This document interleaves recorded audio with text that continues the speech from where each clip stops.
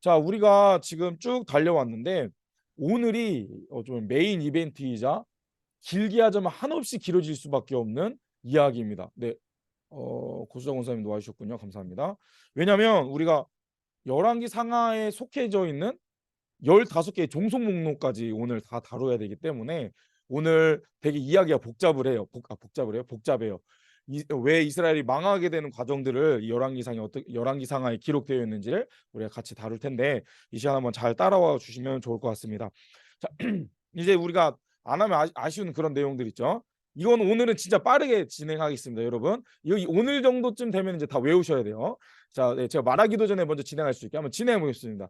이제 창출민사사망 대스는 10가지의 뼈대를 잡고 거기에 종속 목록들을 살을 붙여가겠습니다. 맨 처음 창세기의 종속 목록은 욥기였고요. 그리고 출애굽기의 종속 목록은 레위기였습니다. 그리고 민수기에는 신명기가 종속되고요. 여호수아는 종속 목록은 없고 사사기 밑에 룻기가 종속되어 있고 사무엘 상하 위에는 시편이 종속되어 있고 열왕기 상하 위에는 오늘 할 열왕기 상하 위에는 3가지 잠전하가 종속되어 있고 밑에는 예언서 많은 예언자들이 12예언서가 기록되어 있습니다. 그리고 결국 오늘 이야기에서 이스라엘을 망하게 돼요. 그리고 포로 귀환이 돌아와서 에스라엘에서 대 이제 이스라엘의 그 창조부터 이어진 이스라엘 역사를 기록한 역대상하가 기록됩니다. 그리고 역대상하쯤에는 다니엘과 에스겔 이제 포로 시대에 나오는 선지자지만 우리가 이렇게 12권간 구별해서 이곳에 종속시킨다고 했죠. 그리고 에스라서가 등장하는데 에스라서는 1차, 2차, 3차 선교 포로 귀환 공동체의 기록들이 담겨 있고 1차 포로 귀환 때 성전을 짓는 것을 멈췄을 때 학개와 스가랴를 통해서 성전을 다시 재건하는 독려했던 내용들. 그러면서 에스라가 2차 포로 귀환 공동체의 내용들을 다룰 즈음에 저쪽 바벨론의 에스더 사건이 기록됩니다. 그리고 3차 포로 귀환은 느헤미야와 함께 느헤미야가 와서 성벽을 재건하는 뭐 그런 내용들이 기록되고 있고요. 맨 마지막에 말라기 선지자가 기록되면서 우리가 구약의 큰 그림을 이렇게 그릴 수 있겠습니다. 우리는 지금 첫 번째 줄 창출민수사 3까지 다뤘고요. 오늘은 왕. 여기 보면은 잠전하도 그 종속되어 있고요. 밑에 12 종속 12 예언서들이 종속되어 있기 때문에 오늘 이야기는 복잡할 수 있습니다. 하지만 우리가 이 시간을 통하여서 정말 복잡해 보이지만 우리가 큰 그림 이렇게 이해하고 넘어가면 되겠구나 하는 내용들을 짚고 넘어갈 테니까 오늘 말씀 잘 들어보시고 제가 매번 자신 없다고 하지만 오늘은 1시간 반 안에 마칠 자신이 없습니다. 여러분 조금 지치고 눈이 풀리신다 할지라도 모르겠어요. 저는 그냥 진행할 거예요. 한번 따라와 주시고 오늘은 여러분 잘 참아 주셔서 우리가 정말 이 열왕기 상하 플러스 15권의 종속 목록을 함께 우리가 정리할 수 있는 그런 시간이 되었으면 좋겠습니다. 우리 교재 63쪽입니다. 5쪽, 6쪽, 10페이지 막 이렇게 나누다 보니까 벌써 60페이지가 넘어가요. 여러분은 이제 제가 이제 프로토타입의 교재를 드렸지만 이게 혹시 또 내년에 또 구약 파노라마를 또 하게 된다면 그때는 이제 딱 만들어진 여러분과 함께 나눴던 내용들로 제가 보강을 해서 진행할 텐데 혹시 또 한번 배우고 싶으신 분들은 뭐 내후년에 또 참여하셔도 좋을 것 같습니다. 뭐 아무튼 63쪽 우리가 7번째 이야기 두 모델 그리고 여로보암의 길에 대해서 다룰 겁니다. 지난번에 두 모델 중에 다윗의 길을 다루었다면 다윗의 길은 모범이 되는 정말 우리가 따라야 될 길이라면 오늘은 그 반대편에 있는 죄악된 길의 이야기를 배울 거예요. 여로보암이라는 이제 북이스라엘의 첫 번째 왕으로부터 이어지는 이제 죄악된 이야기들을 오늘 다룰 겁니다. 그래서 열왕기상하를 다룰 때 오늘의 포인트는요. 오늘은 이제 분열 왕국 열왕기 상, 열왕기 하 내용만 다룰 것이고 오늘의 포인트는 열왕기 상하의 개관 그리고 어떤 내용들이 진행되는지 그리고 종속 목록들 정리. 우리가 제가 이제 어, 잠언과 그 아가서 전도서와 아가서를 지난번에 했었어야 되는데 제가 좀 안배를 잘 못했어요. 그래서 오늘은 이제 이 전도서와 아가서를 맨 마지막에 그냥 첨부만 했습니다. 그래서 혹시 시간이 되면 한번 읽고 마치되 뭐 전체적인 흐름에는 전도서와 아가서가 큰 역할은 없기 때문에 이런 내용이구나 하는 것들을 그냥 점검하시면 될 것 같고요. 그리고 12예언서를 이게 종속 목록들을 정리하고 물고기 그림이라는 것을 배울 거예요. 이게 왜 물고기 그림이야? 라고 말하시면은 제가 할 말은 없습니다. 그런데 이게 물고기라고 생각하고 외운다면 이 열왕기상하의 분열의 모습들을 우리가 이해할 수 있다. 그리고 북이스라엘과 남유다가 어떻게 망하게 되는가 그 과정을 지도와 함께 우리가 다루도록 하겠습니다. 자, 들어가기 전에 잠깐만 저희가 지난주에 다뤘던 내용들을 잠깐 보면요. 사무엘상하의 구종들, 사무엘상하의 내용을 보겠습니다. 사무엘상은 근데 사무엘서라는 것은 다윗의 이야기인데 사무엘상은 다윗이 왕이 되기 전의 이야기, 그리고 사무엘하는 왕이 된 이후의 이야기라고 말씀드렸죠. 그리고 나서 사무엘상은 사무엘과 사울과 다윗에 대한 이야기가 이렇게 연결되어지고 다윗이 이렇게 뭐 기름 부음 받고 도망자의 삶을 살아가다가 이제 이 사무엘 하에 왕이 된 이야기가 기록됩니다. 그런데 11장까지는 모범이 된 이상적인 다윗 왕의 이야기이지만 바세바 사건 이후로 다윗은 범죄하게 되고 좀 이제 좀 좋지 못한 마지막을 경험하게 된다. 하지만 진정한 회개를 하였고 하나님은 그 마음에 합한 왕이다라고 다윗을 인정하였다. 뭐 그런 내용들을 우리가 다루었습니다. 네. 주석 체크 한번 보강할게요. 네, 그리고 사무엘서는 이렇게 정리된다라는 내용들 다뤘고요. 시편은 5가지 뭐 권으로 나눠진다라는 내용도 우리가 간단히 다루었습니다.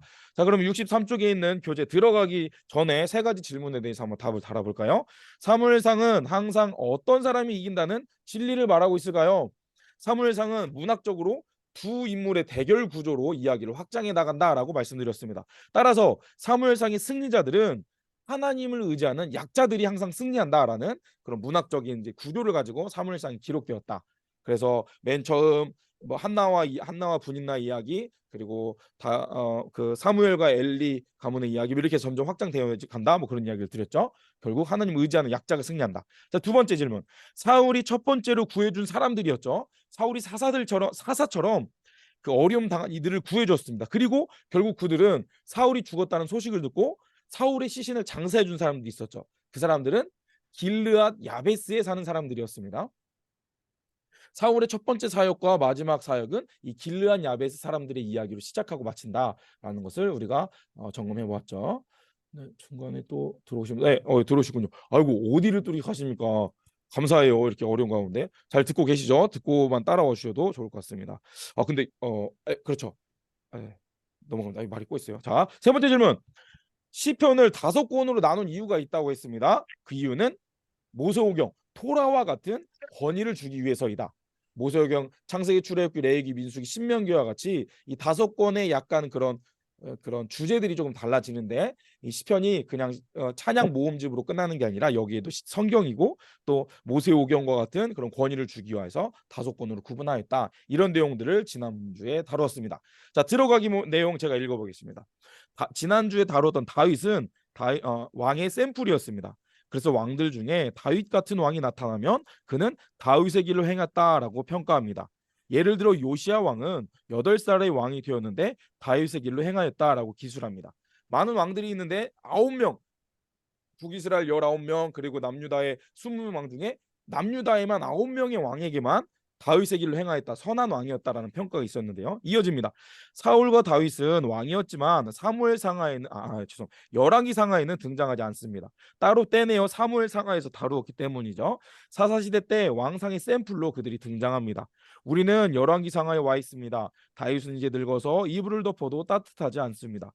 솔로몬부터 시작하는 이야기가 열왕기 상이죠. 그런데 솔로몬까지만 통일 왕국이고 그 아들 르호보암 때 가서 불행히도 나라가 둘로 나누어집니다. 북방 이거 오타입니다. 북방 이스라엘이라고 하고 남쪽을 남방 유다라고 하는데요. 북이스라엘은 여로보암이라는 왕이 첫 왕이 되고요. 남유다는 르호보암이 왕이 됩니다. 여로보암, 르호보암 헷갈리는데요. 솔로몬의 아들 솔리일로 시작하잖아요. 그래서 르호보암이에요. 솔로몬의 아들은 리을로 시작하는 르호보암. 그래서 다윗 왕조가 쭉 이어지는 남유다의 첫 번째 분열왕국 중에 남유다의 첫 번째 왕이 르호보암이고요. 북이스라엘의 첫 번째 왕은 여로보암이다. 그럼 기억하시면 될 것 같아요. 다음 문단입니다. 열왕기상하는 복잡하면서도 지루하고 딱딱한 느낌이 있습니다. 여러분 읽어보셨겠지만 무슨 왕이 어쩌고 저쩌고 또 막 이렇게 저렇게 쭉 하다가 갑자기 아합왕이 이렇게 엘리야 엘리사 어떻게 뭐 이렇게 하고 다시 어떤 왕들 하면 끝나요. 그래서 이게 정신을 놓쳐버리면 이게 뭔 얘기하냐 싶을 수 있습니다. 그렇지만 오늘 이 이야기를 듣고 난다면 이런 내용 중에 있구나라는 우리 큰 그림을 그리실 수 있을 거예요. 그런데 문제는 여기 3번째 문단 2번째 문장입니다. 이 시대에 종속된 성경이 시가서 3권 그리고 예언서 12권 해서 총 15권이 있습니다. 많은 성경 목록이 얽혀 있으니 열왕기상하를 모르면 이것들도 이해하기 어려운 겁니다. 사실 그래서 구약하면 안개처럼 느껴졌던 것입니다. 그렇다면 열왕기상하는 정말 어렵고 복잡할까요? 또 창세기로부터 흘러내려오는 하나님 나라와 과연 열왕기상하의 이야기는 연결이 될까요? 이런 질문들을 놓치지 말고 우리 한번 열왕기상하를 정복해 봅시다. 다음 장 넘겨보시면 열왕기의 개관입니다. 이 이미지를 책 이미지를 보셔도 되고요. 화면을 보시면 되겠습니다. 열왕기는 열왕기상하를 통으로 보기 원해요. 근데 정말 간단합니다. 세 가지로 나눌 수 있는데요. 첫 번째는 솔로몬과 솔로몬 이후의 이야기가 기록되어 있어요. 북이스라엘 남유다 왕이 제가 이후에 보여드릴 텐데 이게 막 무순서적으로 랜덤적으로 나오는 게 아니고요. 이 왕들이 즉위 연도가 조금씩 달라요. 그래서 만약에 여로보암 이야기를 할때 어, 뭐래 그 중간에 있었던 남유다 왕들이 등장되고 또 그렇게 긴 그 왕을 긴 기간 다스렸던 왕이 이야기가 끝나는 게 된다면 그 왕을 다스렸을 때 다루지 못했던 다른 나라 왕들의 이야기가 기록됩니다.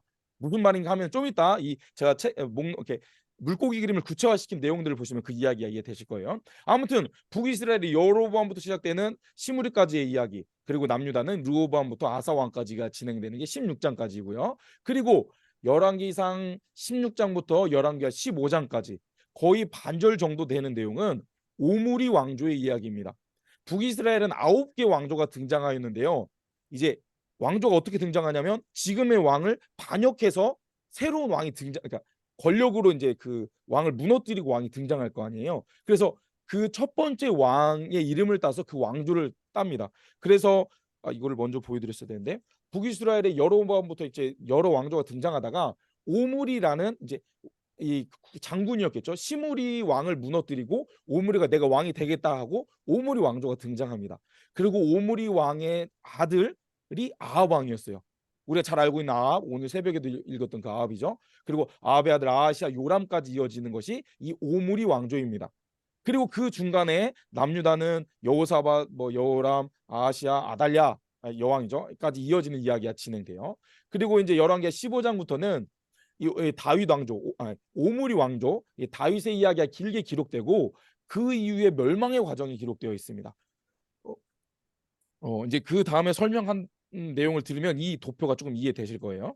그래서 다른 왕들은 우리가 중요한다기보다 배경 처리하고 아합 왕의 이야기가 집중해서 긴 분량 기록되어 있다.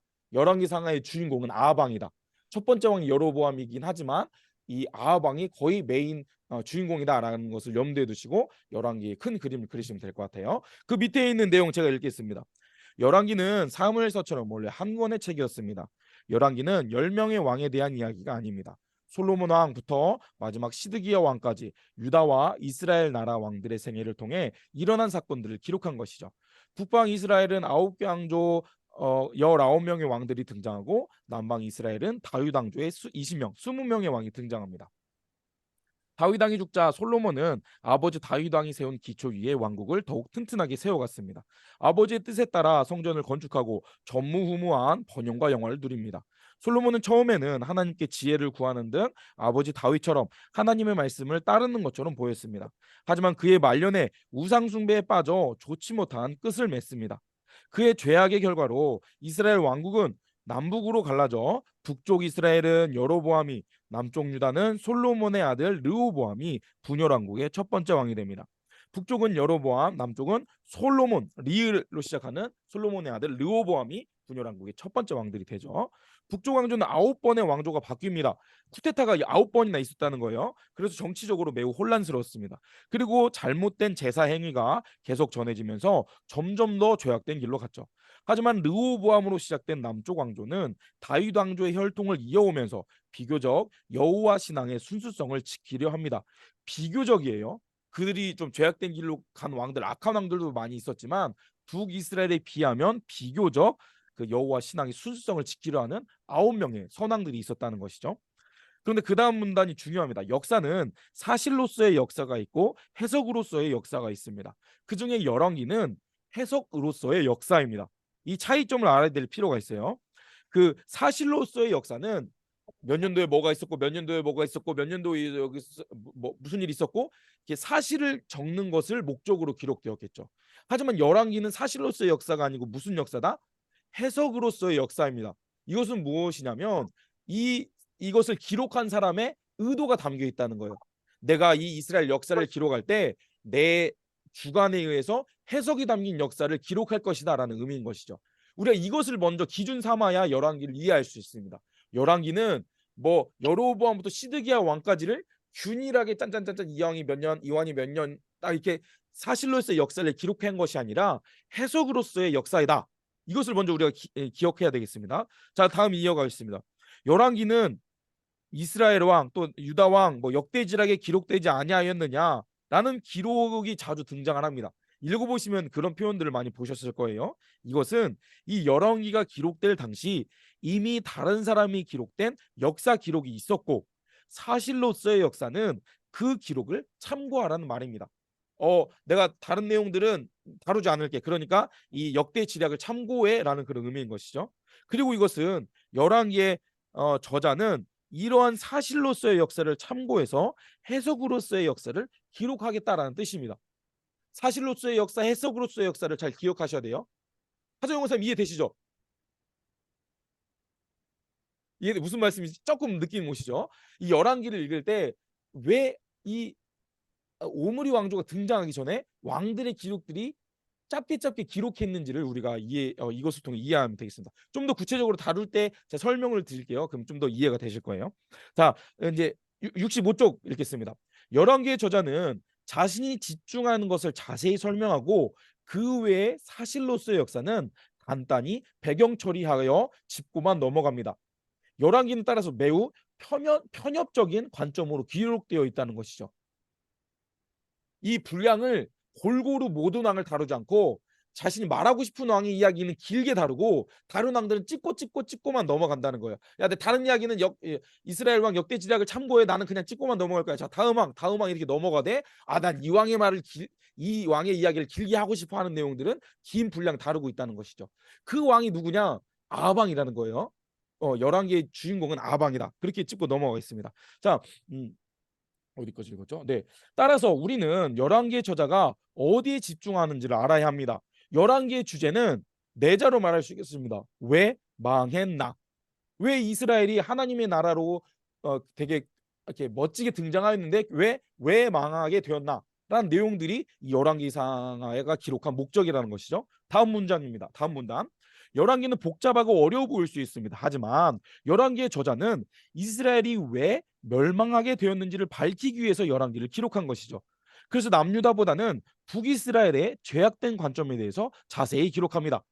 쭉 남유다와 북이스라엘이 분열 왕국으로 쭉쭉 진행되는데 북이스라엘도 몇몇 왕들은 찍고 넘어가는데 특별히 남유다는 그냥 찍고만 넘어가는 거야. 남유다 이런 왕이 있어. 자, 넘어간다. 북이스라엘은 이런 죄악들을 많이 저질렀어. 라는 그런 관점으로 기록되었다는 것이죠. 네.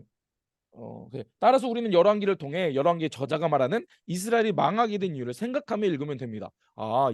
이 열왕기를 기록한 사람이 이래서 망했다고 이야기하는구나라는 것을 보면 되겠죠. 다음 문단입니다. 열왕기가 말하고 있는 이스라엘이 망하게 된 이유는 북이스라엘 왕 아합 때문입니다. 아합 왕이 죄악된 이스라엘 역사의 주인공인 것이죠. 따라서 우리는 열왕기를 아합의 이야기를 중심으로 크게 세 부분으로 나눌 수 있습니다. 솔로몬의 범죄 이후 아합이 등장하는 왕상 16장까지 등장하는 많은 왕들은 그저 언급만 하고 넘어갑니다. 한번 펴볼 거예요, 좀 이따. 그리고 아합 왕의 이야기는 길게 이어지면서 아합의 왕조, 오므리 왕조를 무너뜨리는 예후 왕조가 등장하는 열왕기하 15장까지의 아합 왕의 이야기가 길게 이어집니다. 그리고 아합 왕 이전의 왕들에게 그랬듯이 그 이후의 많은 왕들도 쭉 언급만 점만 찍고 북이스라엘과 남유다가 망하는 과정을 기록하면서 열왕기는 마친다는 것이죠. 마지막 문단입니다. 열왕기는 결국 이스라엘의 심판의 이유를 증명하기 위해 기록되었습니다. 그들이 멸망하게 된 이유는 결국 사사기 이후 그들 안에 잠재되어 있던 죄악의 본성 때문이었죠. 열왕기는 오늘 우리가 어떠한 선택을 해야 될지 우리에게 질문하고 있습니다.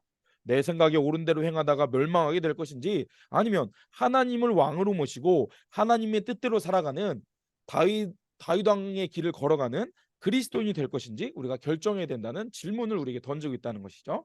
열왕기는 이러한 큰 그림이 있습니다. 자, 열왕기상 한번 펼쳐보겠습니다. 우리가 새벽마다 읽고 있는데요. 열왕기상 아방의 이야기를 얼마나 강조하고 있는지를 먼저 볼게요. 열왕기상 1장에 보면 다윗이 늙은 때부터 이야기가 진행됩니다. 그리고 솔로몬이 왕이 되는 게 1장 이야기죠. 그리고 2장에서 다윗이 솔로몬에게 마지막 유언을 남기고 다윗이 죽습니다. 그리고 나서 음, 3장에선 솔로몬이 지혜를 구하죠. 그렇죠. 네. 그리고 나서 뭐 솔로몬이 이런 일들을 한 이야기가 쭉 기록되어 있습니다.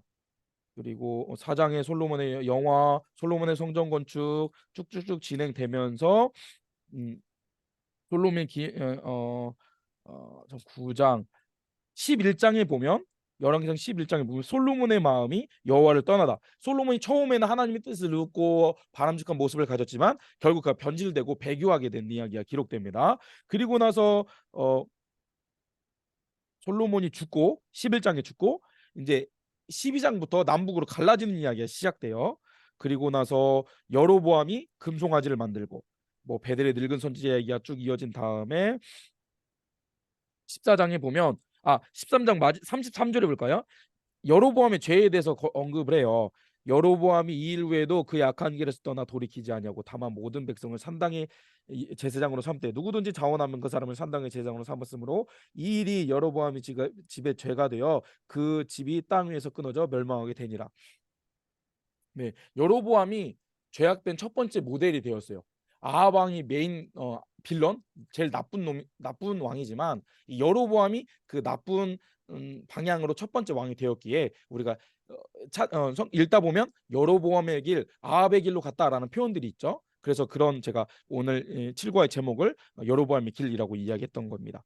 자, 그리고 나서 이제 여로보암이 죽고 나서 그 다음에 14절 21절에 유다 왕 르호보암이 등장해요. 그리고 15장에 아비암, 아사, 나답 언급만 하죠. 바아사, 엘라, 시무리, 오므리 쭉 왕들이 이어져요.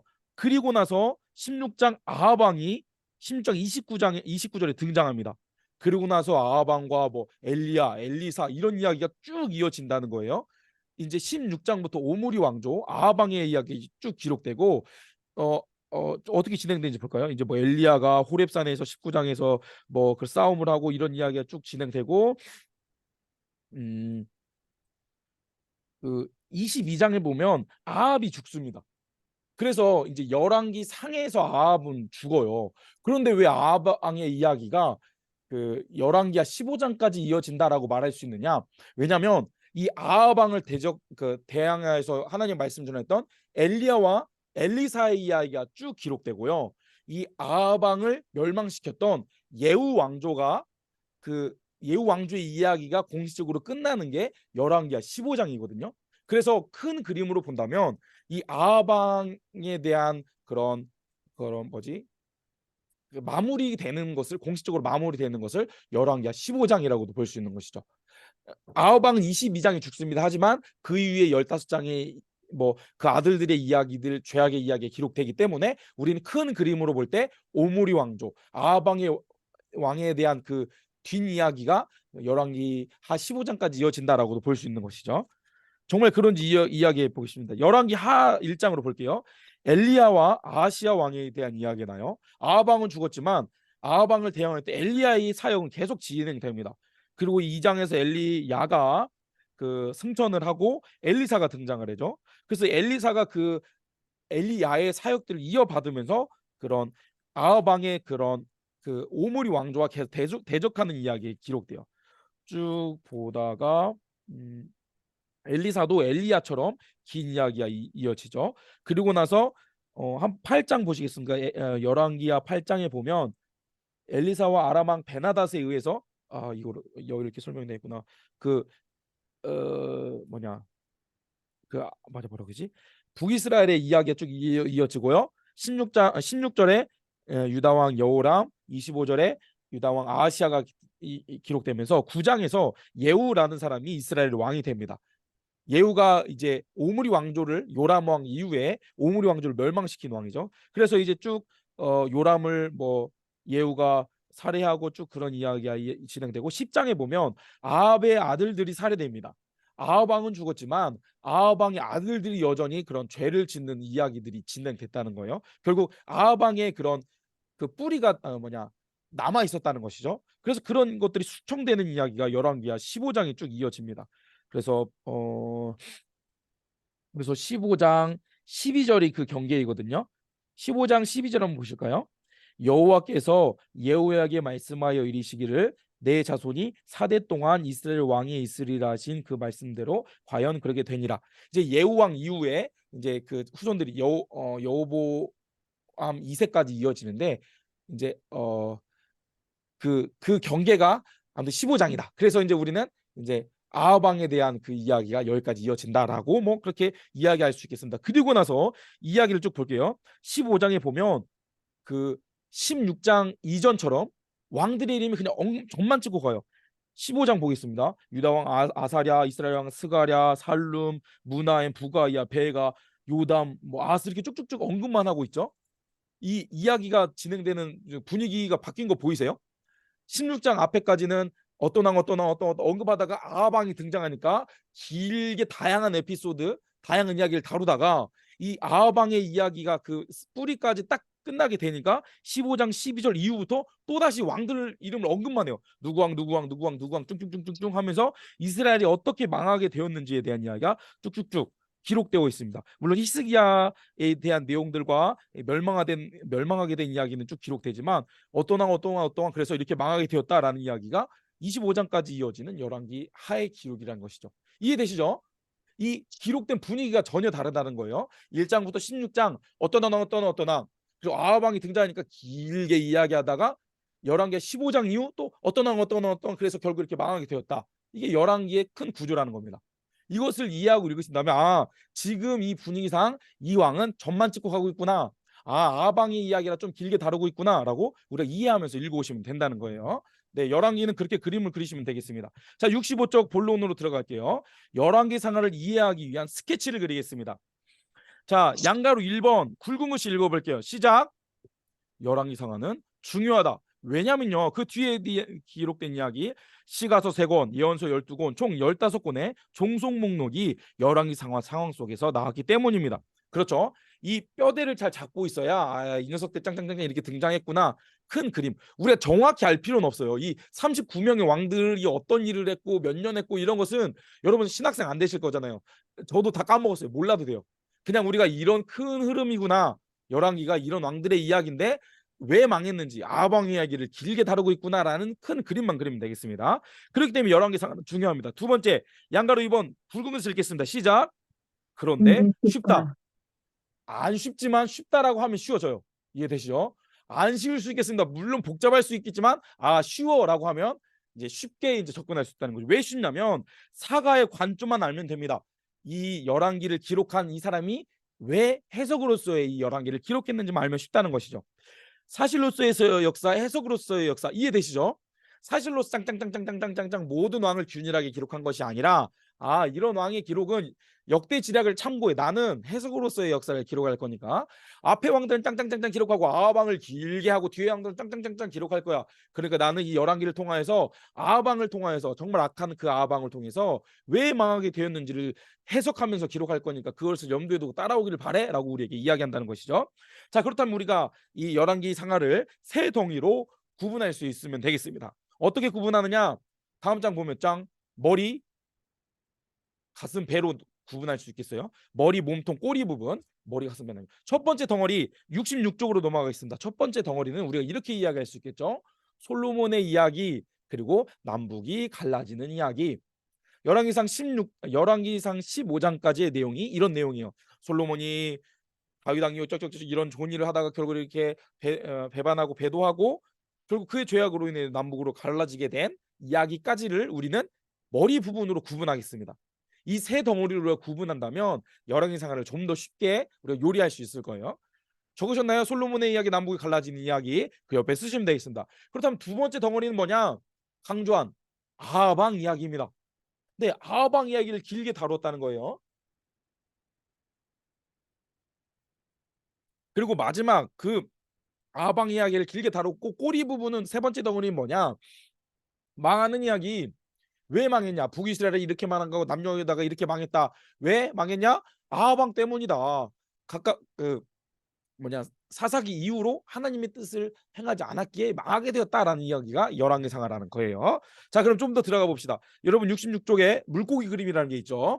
머리 부분은 여기 화면을 보실까요? 북방 이스라엘 여기 여러분 교재를 보시면 되겠습니다. 열왕기상 1장부터 15장까지 남북으로 갈라지는 이야기인데 여로보암 이야기가 좀 더 굵죠. 그리고 르호보암은 얇습니다. 그러니까 북이스라엘의 이야기를 좀 더 자세히 다루고 남유다는 그냥 언급만 하겠다라는 의미예요. 그리고 나서 몸통 부분은 네, 이렇게 열왕기상 16장부터 열왕기하 15장까지 오므리 왕조 예후 왕조에 대한 이야기입니다. 결국 이 이야기는 이야기의 주인공 아합 왕이 왜 얼마나 악한 왕이었는가를 다룬다는 거예요. 그리고 몸통 부분은 거의 다 북이스라엘 역사예요. 또 위에 줄은 굵고 아랫줄은 얇죠. 지금 남북으로 갈라진 이야기를 쭉 하고 있습니다. 그리고 여기 박스에 등장하는 네모 안에 있는 사람들이 그 선지자들이에요. 남유다의 여호람 때에 오바댜 요엘 선지자가 등장하고 여로보암 2세 때 호세 아모스 요나 선지자가 등장한다는 겁니다. 그렇게 나서 꼬리 부분은 망하는 이야기라고 말씀드렸죠. 그리고 이제 북이스라엘의 마지막 왕 호세아 시대 열왕기하 17장에 북이스라엘이 멸망을 합니다. 자, 굵은 선의 질감 보이시죠? 거기까지 굵다가 점점점점점 내려와서 아래가 또 굵어졌어요. 왜냐하면 북이스라엘은 멸망해서 더 이상 북이스라엘 이야기를 할 게 없어요. 그러니까 이 열왕기의 사가는 쩡쩡쩡쩡 내려와서 남유다의 이야기를 이어가겠다, 그런 이야기예요. 그리고 이사야나 미가, 나홈, 스바냐, 예레미, 하박국, 다니엘, 에스겔 이런 왕들이 등장하면서 결국 마지막 시드기야 왕까지 남유다가 멸망하는 이야기가 이 열왕기의 이야기다. 이것을 우리는 물고기 그림이라고 부르겠습니다. 이게 왜 물고기 그림이냐? 물고기 그림으로 받아들여 주세요. 이 눈도 그려졌잖아요. 여기 이렇게 그냥 물고기 그림이다. 남북이 갈라진다. 그냥 받아들여 주세요. 아무튼 우리가 이것을 기억한다면 열왕기상은 끝납니다. 이런 이야기구나. 쭉 솔로몬부터 나눠지는데 남유다보다 북이스라엘 이야기를 쭉 진행하다가 북이스라엘이 호세아 왕으로 해서 망하니까 마지막으로 끝나니까 점점점 내려와서 히스기 왕, 남유다 왕 히스기 왕부터 쭉쭉쭉 남유다 왕들이 기록되면서 마지막 시드기야 왕으로 남유다까지 멸망하는 이야기구나. 열왕기상은 그렇게 이야기하시면 될 것 같습니다. 자, 우리 교재 보면요, 물고기 그림 속에 있는 예언서 목록을 보겠습니다. 몸통 부분에 우리 네모에 있는 게 선지자 이름이라고 말씀드렸어요. 요엘과 오버디아 선지자는 BC 9세기에 여호람 왕 때에 이렇게 활동의 선지자였고요. 그러고 나서 호세아, 아모스, 요나는 여로보암 2세 때. 그리고 나서 꼬리 부분에는 더 많은 선지자들이 등장하죠. 이사야, 미가, 나홈, 스바냐, 예레미야, 하박국, 다니엘, 에스겔. 여기에서 이사야 선지자가 주 선지자 예레미야 선지자가 등장하기 전까지의 선지자이고요. 그리고 그 다음에 예레미야 선지자, 이 두 선지자를 중점으로 두고 우리가 망하는 이야기를 보게 될 건데, 네, 그 이야기는 이후에 보도록 하겠습니다. 자, 그러면 이제 다시 앞으로 돌아와서 정말 이렇게 구분할 수 있을지를 성경을 찾아보면서 볼게요. 물고기 그림에서 머리와 몸통 부분을 자세히 보겠습니다. 머리 부분, 우리가 시간이 없으니까 그냥 제가 아까 우리가 장별로 한번 짚어봤으니까 그냥 넘어갈게요. 67쪽 열왕기상 1장부터 10장까지는 솔로몬의 치정이라고 쓰시면 될 것 같아요. 솔로몬이 다스렸던 기록들, 솔로몬의 왕의 이야기가 열왕기상 1장부터 10장까지다. 그래서 쭉 솔로몬이 이런 일이 있었구나라는 내용이죠. 그러면 11장부터 무슨 이야기가 있냐? 솔로몬의 죄의 성격에 대해서 기록되고 있어요. 그래서 말년에는 배교한 솔로몬의 이야기가 열왕기상 11장에 등장하는 것이죠. 솔로몬 왕의 죄의 성격이 결국 말년에 배교하게 된 그런 솔로몬 왕의 이야기가 열왕기상 11장에 있습니다. 네. 우리가 솔로몬 왕의 마음이 여호와를 떠나다라고 말씀드렸던 내용이 그것이죠. 그리고 이 상황까지를 배경으로 이 열왕기상 1장에서 10장까지를 배경으로 잠언, 전도서, 아가서가 기록되어 있다는 것이죠. 그 가로 세 개의 잠언, 전도서, 아가를 읽어야 한다라고 기록하시면 되겠습니다. 솔로몬이 좀 그래도 모범이 될 만할 때 잠언과 전도서, 아가서를 썼죠. 근데 11장 이후에는 죄악된 역사이기 때문에 여기 10장과 11장 사이에서 우리가 그 잠언과 전도서, 아가서를 읽어 나가면 되겠습니다. 음, 네. 네. 아가서가 사랑에 대한 이야기이기 때문에 청년기 때 기록된 것으로 우리가 좀 알고 있고요. 잠언은 이제 장년기, 그리고 전도서는 노년기에 기록됐다라고 우리를 해석을 합니다. 왜냐하면 그 분위기가 좀 다르기 때문이죠. 아가서는 사랑에 대한 이야기가 있기 때문에 청년기에 썼을 것으로 예상되고, 잠언은 한창 이제 지혜로울 때 중년기에 그렇게 썼던 것으로 보고, 전도서는 약간 냉소적인 비판적인, 하지만 하나님 여호와를 경외하는 것에 삶의 중점을 둬야 된다라는 그런 이제 노년기에 기록된 것으로 우리는 해석할 수 있는데, 그런 내용들은 좀 이따 좀 다루셨으면 하고요. 아무튼 이게 잠언, 전도서, 아가서가 여기에 기록됩니다. 자, 그리고 흐름상 중요 장면 본문 찾기를 보도록 할까요? 열왕기상 11장 26절부터 40절. 여기에서 보면 여로보암의 반역이 발생됩니다. 26절에 보면 솔로몬의 신하 느바사의 아들 여로보암이 손을 들어 왕을 대적하니 그는 에브라임 족속에는 이쪽이 이렇게 열다. 그래서 왕을 대적한 까닭은 이렇게 솔로몬이 이렇게 건축하고 뭐 수축하였는데, 여로보암 큰 용사에서 뭐 그를 이제 감독관으로 세웠어요. 그런데 이제 솔로몬이 그 얘기를 먼저 알아야 됩니다. 다윗이 어, 잠깐만, 그 얘기를 했구나. 죄송합니다. 솔로몬이 20년 동안 그 막 성전 건축을 엄청 그 노역을 시켰죠. 이스라엘 백성들이 되게 피곤한 상태였습니다. 그런데 이제 그 상황 속에서 여로보암이 일을 잘하니까 이제 건축관 감독을 시켰죠. 그런데 이제 솔로몬이 죽고 이제 르호보암이 이제 왕으로 세워지는데, 이제 그 원로들이 얘기하죠. 20년 동안 우리 너무 건축하는데 힘들었으니까 조금 완화해 주십시오라고 이야기를 하죠. 그런데 이제 르호보암이 미련하게도 이제 그 말씀을 이제 그 말을 새겨 듣지 않고, 난 아버지보다 더 폭군 이렇게 너희들을 강력하게 할 것이다라고 해서 이제 갈라지게 된 거예요. 근데 우리가 지난번에 다뤘을 때 유다와 북이스라엘은 처음부터 갈라져 있었다는 것을 말씀드렸죠. 다윗은 원래 유다의 왕이었으나 나중에 온 이스라엘 왕이 되었잖아요. 그렇게 어긋나다 보니까 뭐 유다 지파는 다윗의 지파였으니까 다윗 뭐 르호보암 뭐 솔로몬의 편이었지만, 다른 왕조들은 에이 이제 다윗의 말을 듣지 않을 거야라고 갈라지게 된 것이죠. 그 선봉에 그 감독관이었던 여로보암이 껴있던 거예요. 그래서 여로보암이 북이스라엘 첫 번째 왕이 되었다. 뭐 그런 내용들을 볼 수 있겠습니다. 그럼 어디까지 얘기했냐? 네. 그래서 이제 그 가로를 보시면 여로보암의 반역이 발생한다라고 볼 수 있겠죠. 그 가로에는 여로보암이라 쓰시면 되겠습니다. 그 다음에 솔로몬 샘플의 성격은 모델 가로 다윗의 길로 가다가 이방신에게로 배교했습니다. 다윗 이방신 이렇게 쓰시면 되겠어요. 솔로몬도 정말 그 앞선 뭐 모범이 될 만한 왕이었지만, 결국 뭐 다양한 정략적인 결혼으로 인해 이제 이방 신들을 섬기는 그 혼합주의에 무너지게 되었죠. 그렇게 다윗 왕의 길로 가다가 이방 신에게로 배교한 솔로몬의 성격을 볼 수 있겠습니다. 반가로 2번 여로보암과 르호보암으로 나눠지는 게 열왕기상 12장부터 14장까지입니다. 열왕기상 12장 16절 말씀 볼까요? 여기에 보면 온 이스라엘이 자기들의 말을 왕이 듣지 아니함을 보고 왕에게 대답하여 이르되 우리가 다윗과 무슨 관계가 있느냐? 이새의 아들들에게서 받을 유산이 없도다. 이스라엘아, 너희는 장막으로 돌아가라. 다윗이여, 이제 너는 내 집이나 돌보라 하고 이스라엘이 그 장막으로 돌아가니라. 앞서 말씀드렸듯이 그런 타협, 이제 20년 동안 노역을 했으니까 좀 완화해 주십시오 했는데, 아니야 더 세게 할 거야 라고 르호보암이 좀 어리석게 판단을 하니까, 에이 나 이제 다윗 왕 안 모셔. 니네 이세 가족들 유다의 자손들 니네끼리 하고 우린 갈라설 거야. 그렇게 딱 나눠지는 이야기가 열왕기상 12장 16절이에요. 여기서 분열이 시작됩니다. 그리고 나서 여로보암은 어떠한 모델이냐면, 여로보암의 죄 비슷하지만 혼합주의다. 거기에 여로보암이랑 혼합이라고 쓰시면 될 것 같아요. 여로보암의 죄 비슷한 모양이지만 혼합주의다.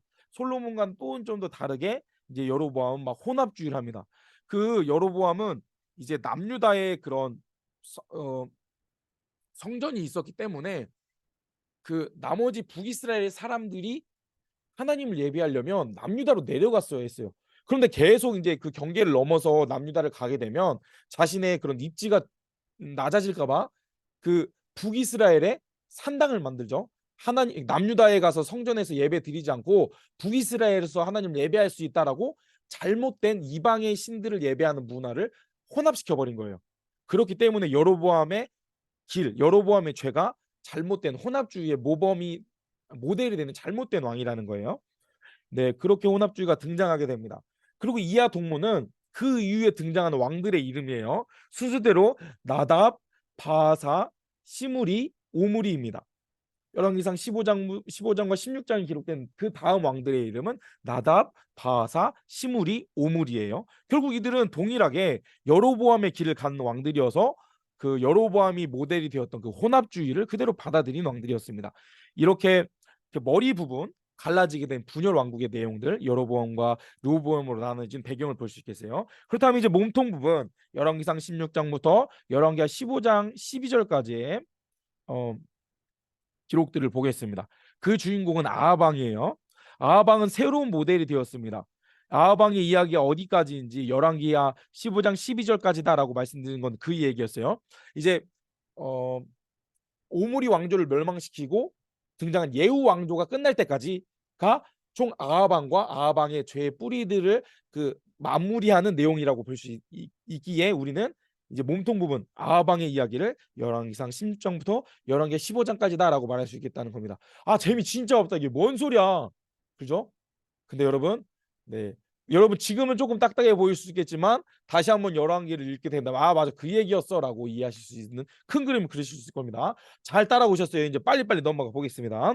자, 어, 네. 이제 아방의 얘기를 더 길게 강조하고 있는 게 열왕기의 이 사가의 관점이라는 거예요. 자, 이제 아방의 죄의 성격은 무엇이냐? 열왕기상 16장 30절부터 33절 한번 찾아볼까요? 열왕기상 16장 30절부터 33절입니다. 자, 여기 보면 오므리의 아들 30절이에요. 아합이 그의 이전의 모든 사람보다 여호와 보시기에 악을 더욱 행하여 악한 길을 갱신해서요. 야가 끝판왕입니다. 이 아하방이 31절 느바세 아들 여로보암의 죄를 따라 행하는 것을 오히려 가볍게 여기며 아하방 이전까지 죄악된 그 모델 왕이 누구냐? 여로보암이었어요. 여로보암의 길. 그런데 이 아하방이 그것을 갱신합니다. 더 악한 길을 했던 거예요. 네, 시돈의 사람 왕 엣바알의 땅 이세벨을 아내로 삼고 우리가 알고 있는 그 이세벨을 아내로 삼고 이 쌍으로 이 부부가 진짜 죄란 죄는 다 지었던 거예요. 그래서 바알을 섬겨 예배합니다. 그래서 사마리아에 건축한 바알의 신전 앞에서 바알을 위해 제단을 쌓고 오히려 이 더 악한 일을 행했다는 거예요. 그리고 33절 또 아세라상을 만들었으니 그는 그 이전에 이스라엘 모든 왕보다 심히 이스라엘 하나님 여호와를 노하게 하였더라. 이것이 왜 아하방을 이 열왕기 상하의 사가가 강조하여 기록했는지는 근거가 되는 말씀이에요. 이게 여기 몸통 부분의 핵심 부분입니다. 그러니까 이것을 우리가 좀 우리말로 표현하자면 그렇게 밑에 아하방의 죄의 성격을 한번 적어 보실래요? 하나님 나라를 세상 나라 성격으로 국교화했습니다. 다시 한번 하나님 나라를 세상 나라 성격으로 국교화했습니다. 하나님 나라 우리가 열왕기상 창세기 12장 1절에서 3절 하나님의 그런 뜻대로 이제 아브라함부터 시작된 하나님 나라였죠. 그런데 세상 나라 창세기 11장 네 1절에서 9절 힘으로 다스렸던 그 나라로 그 나라의 성격으로 국교화해 버렸어요. 그 전까지 왕은 이제 하나님을 섬기는데 이렇게 잠깐 뭐 이렇게 섞는 혼합주의였다면 아하방은 이제 대놓고 이제 하나님 나라가 아니라 세상 나라의 성격으로 그 아합과 아니 뭐냐 바알과 아세라를 섬기는 것을 국교화했다는 거예요. 그래서 33절에서 하나님이 심히 노하게 되었다라는 것이죠. 그래서 결국 이 아방 땅에 너희들 망했어라는 것을 이제 열왕기 상하의 사가가 기록한다는 것이죠. 여기가 이제 가장 중요한 부분이겠습니다. 자, 다음 문장입니다. 아합의 죄 남방 유다까지 잠식해 들어갑니다. 이 이후에 이 그 뭐냐 사돈이 맺죠. 남유다 왕이 사돈을 맺고 이제 막 남유다까지 그런 것들이 잠식된 이야기. 열왕기하 8장 한번 찾아볼까요? 열왕기하 8장 우리가 이제 11월부터는 이제 열왕기하를 다루지 않을 텐데 새벽에요. 열왕기하 8장 16절부터 볼게요. 16절에 보면 유다 왕 여호람에 대한 이야기인데 어, 음, 그 아합의 집에 아합의 딸을 여러분들 18절 아합의 딸이 그의 아내가 되었음이라 그가 여호와 보시기에 악을 행하였어요. 그래서 어떻게 해야 되냐? 아무튼 이렇게 네. 여호람 때 이거 족보를 보면서 했는데 여호람 때 이제 아합의 그런 아합과 이제 사돈이 맺어지면서 바알과 아세라를 섬겼던 북이스라엘의 문화가 남유다에까지도 이제 잠식되어져 간다라는 거예요. 네, 알겠습니다. 그래서 이제 그렇게 남유다까지 잠식되어 들어갔다. 그런데 그래서 이제 남유다에도 바알과 아세라를 섬기는 우상 숭배가 만연하여졌는데 그 가운데 하나님은 룻을 세웠던 것처럼 다윗의 씨를 보존하는 이야기가 기록되어 있어요. 역대하 22장 11절 한번 찾아볼까요? 역대하 쭉 뒤로 넘어갈게요. 역대하 22장 11절입니다. 685쪽이죠. 아달랴가 이제 여왕이 돼요. 자기 남편이 죽으니까 자기가 이제 뭐지? 이세벨의 그 딸이잖아요. 그리고 자기가 여왕으로 막 진짜 악을 행하는데 그래서 막 다윗 씨를 멸족하겠다고 그 뭐냐? 뭐냐? 10절 볼까요? 아시아의 어머니 아달랴가 이거 그건데 제가 잠깐만. 네. 그 유다 지배 왕국의 씨를 모두 진멸하였지만 11절 왕의 딸 여호사부앗의 아시아의 아들 요아스를 왕자들이 죽임을 당하는 중에도 몰래 빼내어서 이렇게 살렸다는 거예요. 아달랴가 다 죽였지만 아달랴의 그 악행에서 요아스를 살려내어서 다윗 왕의 그 계보가 끊어지지 않게 하나님께서 역사하셨다. 뭐 그런 내용이 기록되어 있어요. 네.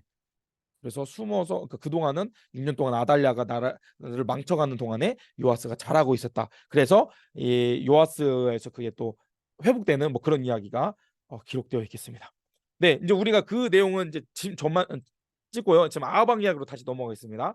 방가로 이번 엘리야 하나님께서 가장 암울한 때에 아하방을 대적할 만한 능력이 중인 엘리야를 세우시죠.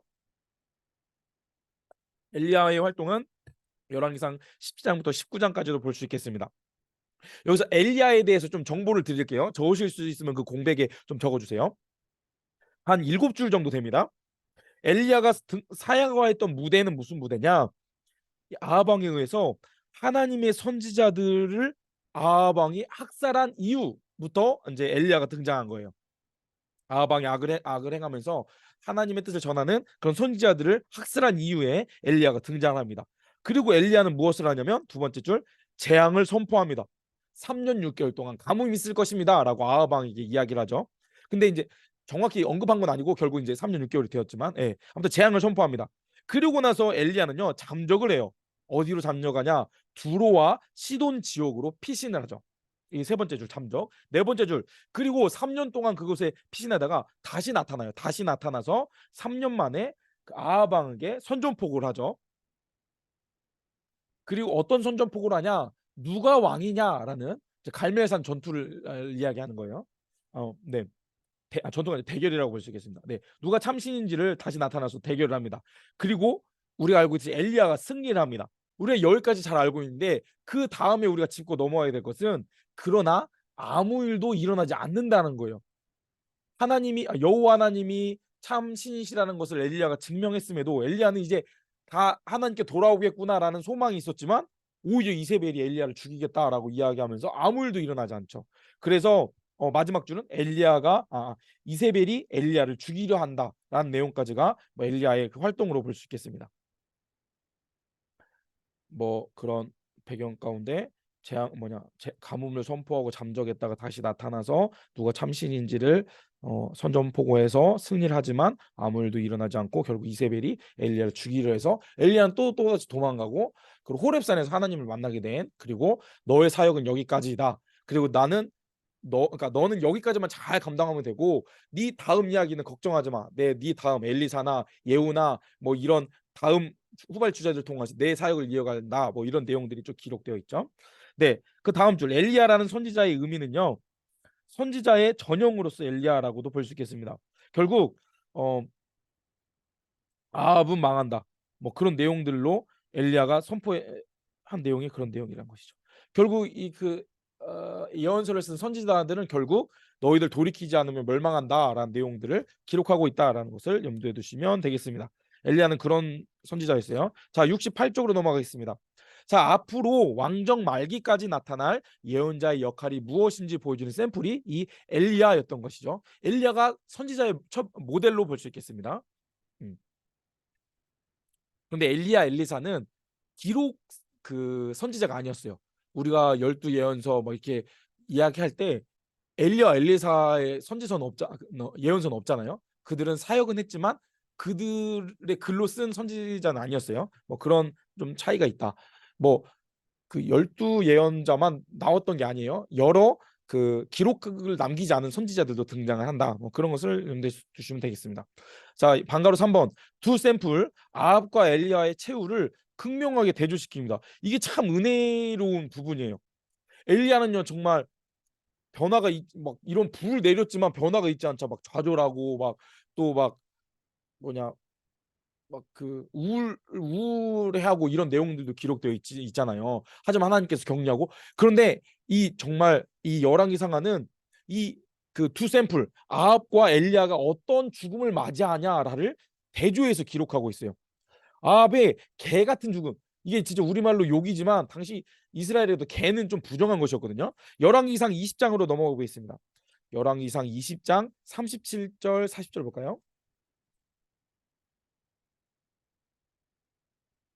열왕기상 20장에서 아하방이 죽게 되는데요. 결국 그게 개 같은 죽음을 맞게 되었다. 아이 발음이 찰져 개 같은 죽음. 네. 22장 37절 보겠습니다. 어, 네. 왕이 이미 죽음에 아하방이 죽음에 그의 시체를 베어 사마리아에 이르러 왕을 장사합니다. 그 병거를 사마리아의 못에서 씻는데요. 그 개들이 그 피를 핥았고 하나님께서 말씀하신 대로 그러니까 부정한 곳에서 씻었더니 그 개들이 핥았다. 그러니까 결국 아하방의 죽음은 개 같은 취급을 받게 됐다는 거예요. 정말 무의미한 정말 하나님께서 인정해주지 않는 죽음이다라는 의미인 것이죠. 그런데 아하방과 대결하였던 엘리야는 정말 되게 힘들고 하나님 저 힘듭니다. 하지만 하나님이 위로해 주시고 얼러서 이 사역을 감당했던 자였는데 열왕기하 2장 11절 우리가 알고 있듯이 이 엘리야는 승천을 하죠. 죽음을 보지 않고 하나님께 나아갑니다. 하나님께서 엘리야의 사역을 인정해 주시고 되게 치하해 주신 거죠. 그 너의 사역은 정말 가치 있는 것이다. 네가 사역할 당시는 외로웠지 힘들었지. 그래서 막 죽여 주십시오라고 막 힘들었지. 하지만 하나님 바알에게 무릎 꿇지 않은 7천을 내가 남겨두었던 것을 기억해. 그리고 나는 너의 수고를 헛되이 여기지 않아라고 그의 죽음을 치하해 준 것이죠. 이제 그렇게 엘리야와 아합은 그렇게 이렇게 대조되는 죽음을 맞게 된다라는 것이죠. 자, 그리고 이쯤에서 우리가 첫 번째 예언서를 띄워 읽겠습니다. 요엘, 오바댜, 호세아, 아모스, 요나가 이런 시대를 배경으로 기술 속에서 기술 선지자로 나타났다랍니다. 기술 선지자가 뭐냐? 기술을 배운 선지자가 아니고 기록한 선지자라는 거예요. 앞서 말씀드렸듯이 엘리야와 엘리사는 기술 선지자는 아니었죠. 그런데 여기서 기술 선지자가 등장을 합니다. 그 밑에 있는 이미지를 좀 보기 원하는데요. 이거부터 봅시다. 그 물고기 그림을 제가 성경 공부를 또 프로젝트를 하면서 좀 더 좀 복잡하게 적어봤어요. 자세하게 적어봤거든요. 이 화면을 한번 볼게요. 사무엘서까지가 사울, 다윗, 솔로몬의 이야기라면 솔로몬부터 열왕기상하 이야기가 쭉 기록되죠. 우리가 물고기 머리 부분의 이야기를 보면 이 솔로몬 시대 잠전화가 기록되고 쭉 나눠집니다. 남북 분열이 BC 930년쯤에 남유다와 북이스라엘로 나눠지는데요. 이제 남유다는 이렇게 쭉 멸망 이후의 왕들도 있기 때문에 13왕까지만 기록되어 있어요. 로원부터 쭉쭉쭉 히스기야 왕까지. 네, 그냥 넘어가겠습니다. 그리고 북이스라엘은 이 칸들이 왕조를 태요. 색깔을 9개, 하나, 둘, 셋, 넷, 다섯, 여섯, 일곱, 여덟, 9개 색깔이죠. 이렇게 반역들이 이루어졌다는 거예요. 계속. 자, 그런데 어떤 왕들이 등장하냐? 여로보암, 나답. 여로보암 왕조는 그러니까 나답까지 가서 반역으로 끝나요.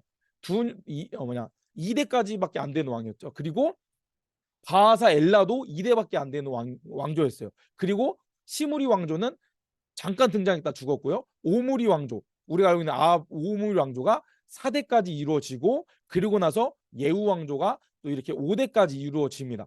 그런데 이게 이 넓은 게 직위 연도이기도 하거든요. 이제 오므리부터 스가랴까지 이 기간이 좀 오랜 시간이기도 해요. 뭐 그런 차이점도 있다는 것. 그리고 예후 왕조에 끝나니까 살룸이 잠깐 왕이 되고, 그리고 문하임 왕조, 그리고 베가 왕조, 호세아까지가 등장하면서 북이스라엘은 멸망합니다. 북이스라엘 이야기는 이렇게 19왕으로 끝나요. 근데 이제 할 말이 없잖아요. 그러니까 남유다로 넘어갑니다. 남유다로 똥똥똥똥 내려와 보니까 우리가 잘 알고 있는 히스기야 왕이 등장하는 거예요. 그래서 열왕기야 마지막 부분에 히스기야 이야기가 시작되는, 좀 자세히 기록된 이야기가 그런 이야기입니다. 이제부터는 꼬리 부분, 몸통 부분이 끝났으니까 망하게 되는 이야기가 기록됩니다. 뚱뚱뚱 내려와서 히스기야 왕 다음에 북이스라엘이 BC 722년에 망하게 되면 히스기야 다음부터 쭉 이야기가 기록되는데, 문하세, 아몬 이렇게 묘시해서 요아스, 여호와김, 여호야긴, 시드기야까지 이루어지면서 남유다도 망하게 되고, 그리고 나서 선지자들이 이렇게 등장을 해요. 어, 어, 북이스라엘 선지자 엘리야, 엘리사가 이렇게 등장하고, 이사야가 이렇게 긴 기간 동안 선지자 사역을 감당했고, 예레미야는 이 정도 되는 기간 동안 어, 사역했습니다. 엘리야는 망하는 과정을 지켜봤던 선지자였어요. 그리고 나서 다른 기록 선지자들, 기술 선지자들, 호세야, 요엘, 아모스, 요나, 오바댜, 미가, 나움, 스바냐, 하박국 이런 정도 등장한다. 그런데 뭐 그런 정도로만 우리가 큰 그림을 그리면 될 것 같아요. 이미지도 여러분 넣어드렸어야 되는데 놓쳤습니다. 다음 8과 때 제가 뭐 앞부분에 좀 넣어드릴게요. 참고하시라고. 자, 그리고 나서 이제 1차, 2차, 3차 제가 좀 이따 자세히 설명드릴 텐데, 이렇게 포로로 끌려가게 되고 결국 멸망하게 되는 이야기, 그런 이야기가 등장합니다. 자, 근데 여기 68쪽에 있는 이미지처럼 선지서의 역사적 구분을 좀 보도록 할게요. 이 선지서가 등장하는 배경은 크게 세 가지로 구분할 수 있습니다.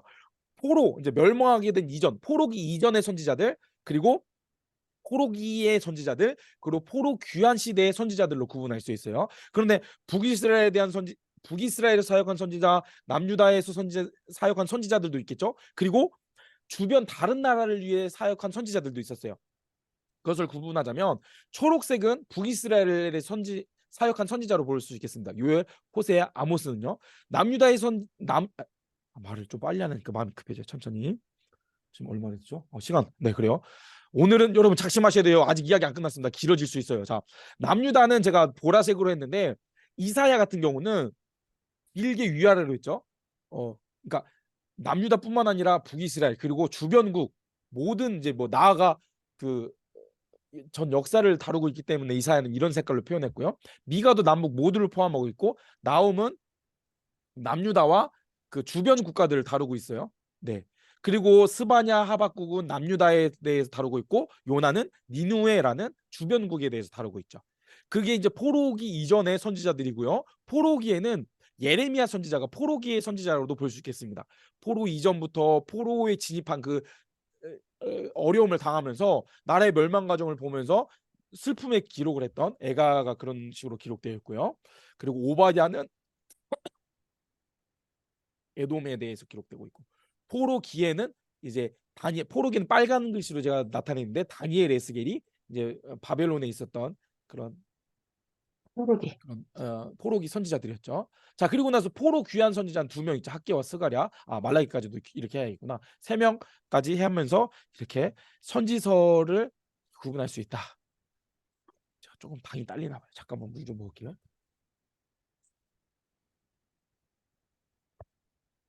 저 고민입니다. 요엘, 오바댜, 호세아, 아모스, 요나, 이 하나, 둘, 셋, 넷, 다섯 명 선지자의 글을 읽어야 될 것인가? 읽도록 그냥 하고 좀 쉬어야 될 것인가? 음, 자, 요엘은 여러분이 한번 읽어보실래요? 68쪽부터 69쪽에 있는 요엘 선지자에 대한 이야기는 여러분이 조금 읽어주세요. 잠깐 조금만 쉴게요. 근데 오늘 좀 네. 힘듭니다. 잠깐 시간 드릴 테니까 읽어보세요. 잠깐 방송 보충하겠습니다.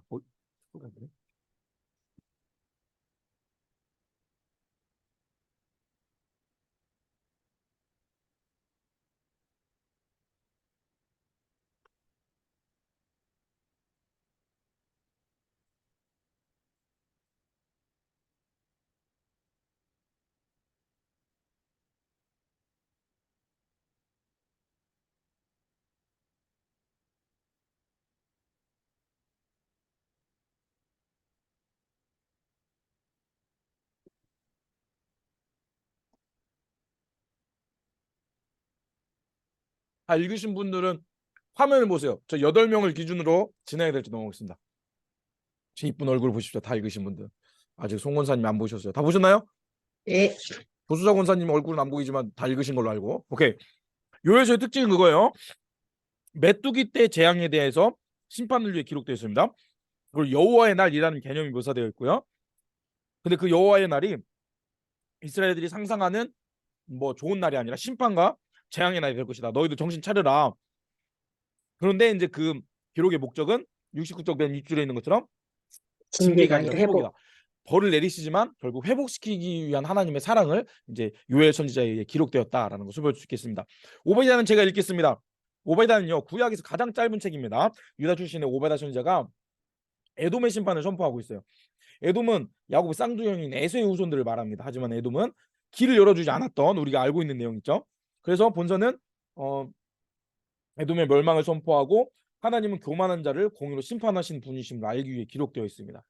그 왜 에돔이 멸망하게 되었냐 그 원인에 대해서 기록되어 있으면 자기 힘만 믿은 교만함 그리고 자기 지혜를 의지하여 자랑하였고 유다의 백성을 어려움을 당했을 때 오히려 기뻐하고 약탈을 했기 때문이다 말하고 있습니다.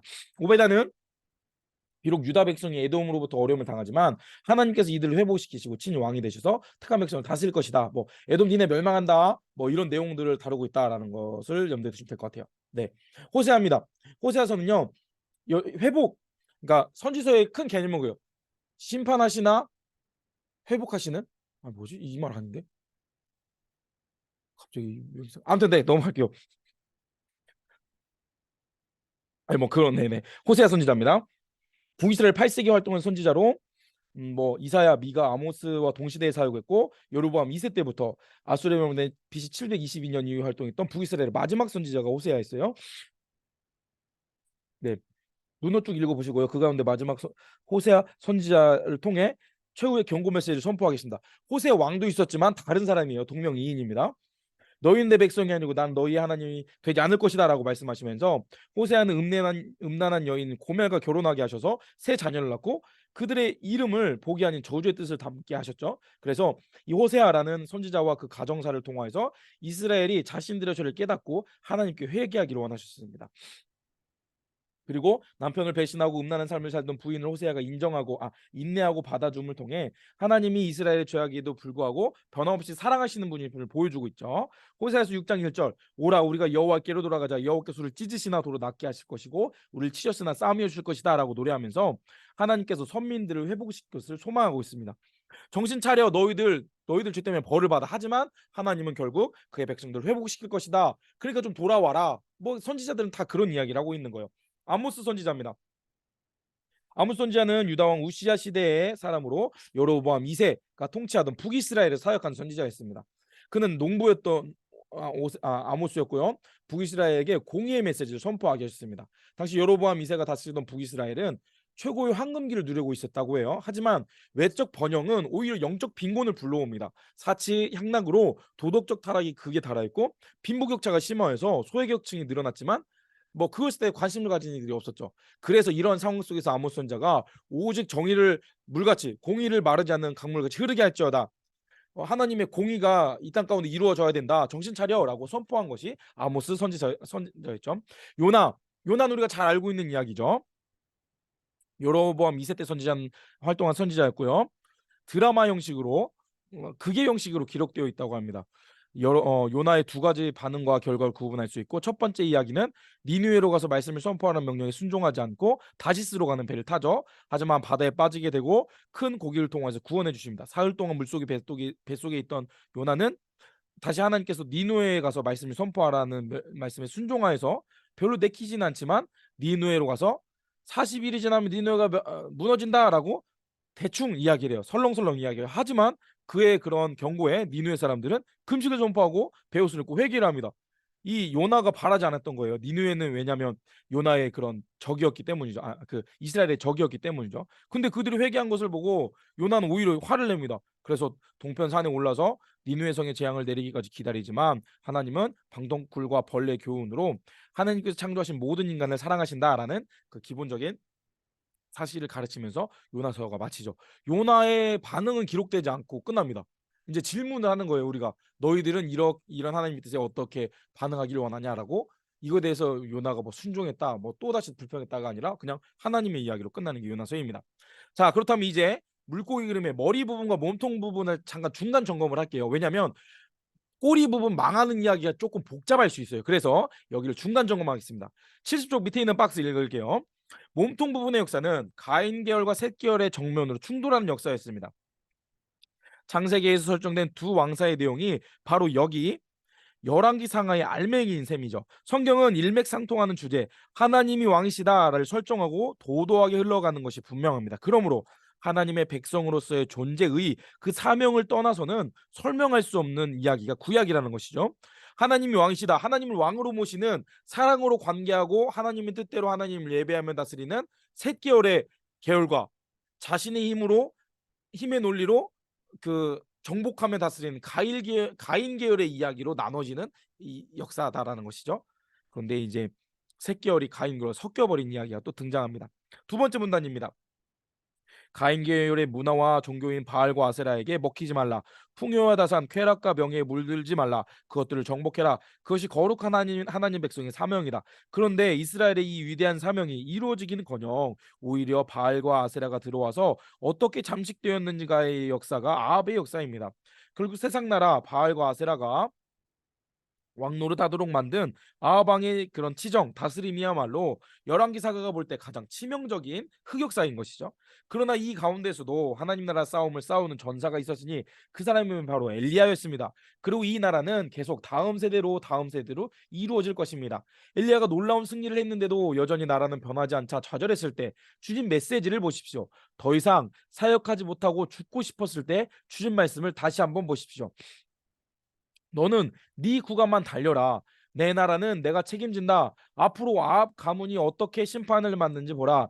이제 이런 드라마가 펼쳐질 때 주인공이 될 하사엘, 가로 열고 아합 왕의 가문을 망하게 되는 전쟁을 일으킨 아랍 왕이죠. 예후, 아합 왕조를 이을, 그러니까 어, 음, 다음 왕조의 왕이죠. 엘리사, 엘리야 뒤를 이을 선지자입니다.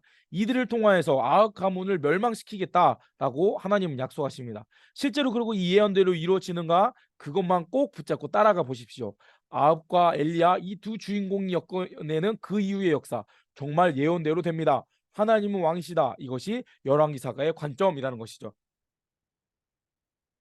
자, 열왕기의 마지막 부분에 그 엘리야가 잠시만요. 이 부분이죠. 호렙산에 섰을 때 열왕기상 19장 말씀 보겠습니다. 하나님 저 너무 힘들어요. 근데 이제 하나님께서 세미한 음성으로 엘리야에게 위로하시고 불러주시죠. 그 부분에서 보면 19장 18절에 그러나 내가 이스라엘 가운데 7천 명을 남기리니 다 바알에게 무릎 꿇지 아니하고 바알에게 입맞추지 아니한 자다. 이 7천이라는 숫자는 그 상징수예요. 뭐 정말 7천 명 하나 둘 셋에서 7천 명이라는 것보다 7 완전수 그리고 1000 이게 뭐 많다라는 의미라고 해요. 그래서 그것을 조합으로 야 너 혼자라고 착각하지 마. 내가 너 말고도 바알에게 무릎 꿇지 않은 많은 사람들 남겨놨어. 너는 혼자가 아니야. 외로워하지 말고 동역자들과 함께 동역하길 바래라고 이야기를 하십니다. 그리고 나서 그 부르시기 전에 하나님께서 15절 볼까요? 이제 엘리야를 만나 주시면서 세미한 음성 가운데 15절 여호와께서 그에게 이르시되 너는 내 길로 돌이켜 광야로 돌아가 다메섹에 가서 이르거든 하사엘에게 기름을 부어 아람의 왕이 되게 하고 아람 왕 하사엘을 세웁니다. 그러니까 세 명을 세워요. 엘리야의 사명은 여기까지야. 그래 너 애썼어. 근데 너 사명 이후에 내가 세 명을 세워서 이 아합 왕을 싸워서 아합 왕조를 무너뜨릴 사람들을 세울 거야. 첫 번째 아람 왕 하사엘을 세워. 그리고 16절 그리고 너는 님시 아들 예후에게 기름을 부어서 이스라엘의 왕이 되게 예후를 세웁니다. 그리고 나서 아벨 무라사바세 아들 엘리야에게 기름을 부어서 선지자가 되게 해라. 엘리야 수고해서 네 사역은 여기까지야. 이제부터는 바톤 터치할 새 사람들을 세워줄게. 아람 왕 하사엘, 이스라엘 왕 예후, 그리고 선지자 엘리사를 세워라. 그리고 그들을 통해서 내 역사는 이루어진다라는 것이죠. 그리고 정말 그 역사대로 우리가 열왕기하 15장 12절에 봤듯이 이제 아람 왕에 의해서 아합 왕이 망하게 되고 예후 왕조가 등장하고 엘리야를 통해서 그 역사가 이루어진다. 그래서 결국 하나님은 이 역사의 주관자 되심을 나타내신다. 그런 내용들인 거예요. 이렇게 우리는 몸통 부분까지 머리와 몸통 부분을 쉼표를 찍고 넘어가겠습니다. 자, 이제 마음의 준비를 하셔야 돼요. 여기서부터는 역사, 세상 역사와 좀 접점이 되는 부분이고 뭐 복잡할 수 있는 내용입니다. 잠깐 물 한 잔만 마실게요.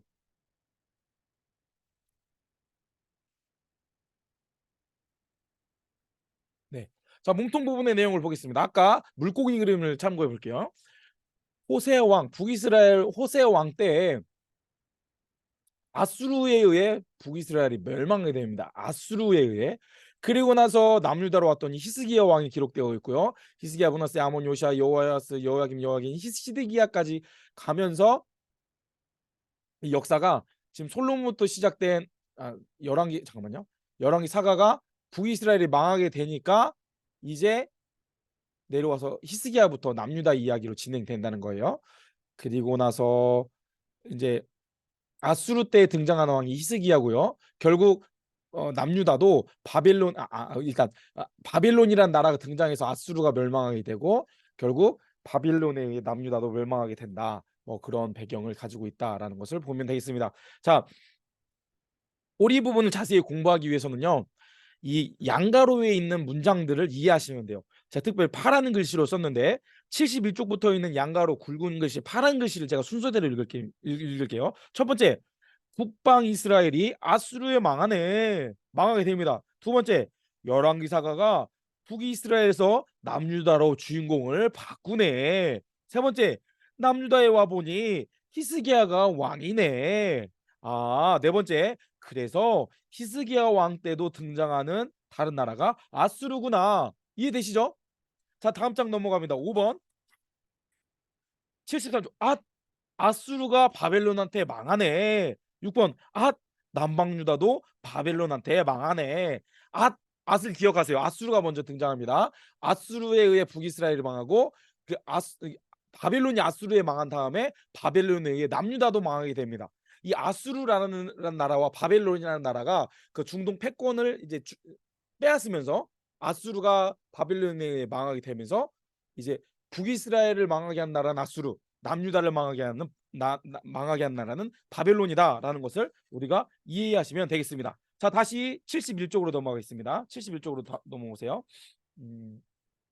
자, 여기서부터는 제가 지도를 보고 설명드리겠습니다. 제가 이전에 만들었던 영상인데 남유다가 망하게 된 이야기를 제가 지도를 보면서 설명드릴게요. 자, 북이스라엘과 남유다를 이렇게 볼 수 있겠습니다. 그런데 북이스라엘은 아수르에 망하고 남유다는 바벨론에게 망하게 된다고 했죠. 그런데 북이스라엘을 망하게 했던 아수르와 남유다를 망하게 했던 바벨론은 그 정복 정책이 달랐어요. 북이스라엘을 망하게 했던 아수르의 정복 정책은 민족 혼합 정책이었습니다. 아수르가 어느 나라를 정복하면 그 나라가 반역하지 못하도록 그 나라 민족을 자기네 나라 본토로 막 포로 끌고 가버리고 섞어버려요. 그리고 자신의 나라들을 이루고 와서 섞어버립니다. 그 민족 혼합 정책을 펼쳤어요. 그래서 다시는 이 북이스라엘이 자신들의 민족적 정체성을 드러내지 않도록 아수르 사람들을 이주시켜줘 가지고 민족을 섞어버리는 정책을 했어요. 그래서 역사상 북이스라엘은 아수르의 정복 이후에 등장하지 않아요. 왜냐하면 섞여서 유대인의 정체성을 잃어버리게 되거든요. 그래서 이제 북이스라엘의 수도였던 사마리아를 기준으로 사마리아인이라는 개념이 신약 시대에 등장하게 됩니다. 아수르에 의해 민족 혼합 정책으로 섞여버려서 유대인들 남유다의 사람들은 아수르와 섞여버린 북이스라엘 사람들을 사마리아인이라고 유대인으로 인정을 안 해줬던 거예요. 그러니 이후의 역사의 배경은 이제 신약 파노라마 때 한번 더 다루겠습니다. 이때 얘기했다는 것만 기억하시면 돼요. 자, 그러면 이후에 바벨론에 의해 남유다가 망하게 되는데 바벨론은 인재 등록 정책을 펼칩니다. 약간 우호적인 정책을 했죠. 그래서 정복한 나라의 인재들을 자신의 나라로 끌고 가서 그들의 지식과 그런 것들을 활용하는 그런 정책을 폈어요. 그래서 바벨론에게 멸망하게 된 남유다는 포로로 끌려가게 되죠. 그런데 한 번에 딱 멸망 끝, 포로로 끝 이게 아니었어요. 총 3차례에 걸쳐서 이렇게 1차로 포로로 끌려가고 2차로 침공해서 또 끌고 가고 3차로 침공해서 끌고 가고 3차례에 걸쳐서 포로로 끌려갑니다. 그리고 이제 내일 다룰 내용들은 포로 귀환도 3차례에 걸쳐서 포로 귀환이 이루어져요. 뭐 그런 내용들을 남유다는 딱 요이땡 하고 이렇게 멸망한 게 아니다. 1차 포로 귀환 있다 몇 년 있다 2차 포로 3차 이 세 번에 걸쳐서 이 멸망의 과정이 이어진다. 뭐 그런 내용들을 보시면 되겠습니다. 자, 그럼 남유다가 멸망하게 된 과정을 보기 전에 남유다의 다소당을 우리가 기억할 필요가 있어요. 요시야 왕 선왕이었습니다. 하지만 좀 문화세 아니 어디죠? 아무튼 잠깐만 갑자기 왜 생각이 안 나지? 무기또죠. 무기또라는 무슨 말이 생각났어. 아무튼 요시야 왕은 선한 왕이었지만 조금 전쟁 중에 억울하게 죽게 돼요. 그리고 나서 급하게 세워진 왕이 그의 여호야김, 여호아스, 시드기야 아들 중에 여호아스가 그 다음 왕이 돼요. 그런데 3개월 있다가 슉 바뀝니다. 왜 바뀌는지는 이후에 설명드릴게요. 그리고 나서 여호야김이 왕이 되는데 그는 11년 동안 다스려요. 그런데 그 여호야김도 다음 왕으로 바뀌게 되는데 여호야김 다음의 왕은 시드기야가 아니라 그의 아들 여호야김이 바뀌어요. 왕으로 세워져요. 그런데 여호야김도 3개월. 그러고 나서 마지막 시드기야가 11개월. 자, 요시야 왕이 31년 한 것은 뭐 그냥 기억 안 하셔도 되는데 그 다음 4명의 왕이 중요합니다. 여호아스가 17대인데 3개월, 여호야김이 18대인데 11년, 그 다음에 여호야긴이 19대인데 3개월, 시드기야 11개월. 왜 3개월 11년, 3개월 11년인지 설명드릴게요. 네, 이것도 제가 이미지에서 이게 인쇄를 많이 하다 보니까 좀 페이지를 맞출 필요가 있어서 좀 이런 것들 몇 개 빼먹었어요. 죄송합니다. 이 내용도 다뤄드리면 여러분이 좀 좋을 것 같은데 제가 8과의 앞부분에 좀 추가해서 누락된 부분들 한번 다뤄보도록 할게요. 자, 다시 지도로 넘어왔습니다. 지도를 볼게요. 자, 남유다가 있을 때 아수르와 바벨론이 아직도 이렇게 있었어요. 그런데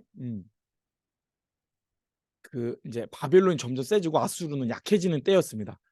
근데 이 BC 609년에 갈그미스라는 곳에서 첫 번째 전투가 있었던 것을 우리가 기억해요. 이게 역사적 사실이에요. 중동 역사에서 이런 일이 실제로 있었고 성경에도 이 전쟁에 대해서 기록되어 있습니다.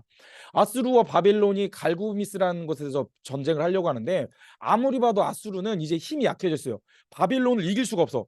그래서 안 되겠다 해서 중동의 다른 패권을 가지고 있는 애굽, 이집트를 연락을 해서 아수르가 우리 애굽이랑 이렇게 동맹을 맺어서 바벨론과 싸워보자라고 이야기합니다. 애굽 입장에서도 바벨론이 갈그미스를 이제 점령하게 되면 자기들도 조금 위태로워질 거거든요. 그래서 알겠다. 아수르 애굽 동맹이 바벨론과의 전쟁을 일으킵니다. BC 609년에요. 그래서 애굽 왕이 전쟁을 하러 올라가죠. 그런데 올라가는 그 길에 왕의 대로로 갔겠네요. 왕의 대로나 어디로 갔나? 해변길로 갔나? 해변길로 가겠습니다. 죄송해요. 해변길로 여러분 죄송해요. 너무 힘드시죠? 오늘 너무 지금 50분이나 됐는데 왜 계속 얘기하고 있어? 이 페이지가 아직도 많이 남았어. 여러분 제가 말씀드렸지만 오늘이 진짜 메인 이벤트입니다. 여러분 좀만 정신 차려주시고 찬물도 드시고 해서 자 족장길로 이제 그 애구방 뭐지 이름이 뭐지? 바로 누고가 들어가는 길에 그 당시 요시야 왕이 왕이 됐잖아요. 요시야 왕이 너네 못 가라고 막습니다. 무기또라는 곳에서 그래서 애국과 그 남유다가 전쟁을 일으켜요. 그런데 누가 이겼을까요? 말씀드렸듯이 애굽이 이깁니다. 뭐야 이거 저리가 하고 이제 무기또 전투를 해서 남유다를 이겨버린데 요시야 왕이 여기서 전사를 하게 돼요. 그래서 무기또 전투에서 요시야 왕이 죽게 됩니다. 그리고 애굽은 야 니네 내가 갔다 올 동안 갔다 와서 얘기해. 니네 좀 우리가 갈그미스 전투를 하는 길이었잖아요. 너희들은 일단 기다려 하고 애굽왕 바로누고가 갈그미스로 갑니다. 그런데 남유다에서는 이제 왕이 없으니까 안 되겠다. 그러면은 이제 회의를 해서 그 요시야 왕의 둘째 아들인 여호아스를 왕으로 세우자라고 11대 왕을 세웁니다. 이제 아수르와 애굽 동맹군이 바벨론과 함께 갈그미에서 609년에 싸워요. 누가 이길까요? 여기서는 빅입니다. 승부를 가릴 수 없게 돼요. 야 다음을 기약해 하고 약간 헤어지게 돼요. 그리고 나서 이제 애굽이 이제 돌아오다가 맞다. 유다의 요시야 왕 죽었지. 자 이제 유다는 우리 속국이야. 근데 이놈 새끼들 왜 나한테 허락도 안 받고 여호와스를 세운 거야? 여호와스 마음에 안 드는데 야 여호와스 우리 애굽으로 돌아갈 건데 야 요시야 요시야 왕의 왕자들 중에 우리 애굽 편에 쓸 왕 누구냐라고 해보니까 여호야김이 이렇게 저 애굽 애굽이랑 좀 친하고 있습니다. 얘기하는 그래 그럼 너 여호야김 왕으로 세워줄게 잘해. 우리 애굽 말 잘 들어야 된다라고 이야기하면서 여호와스를 애굽으로 데려가요.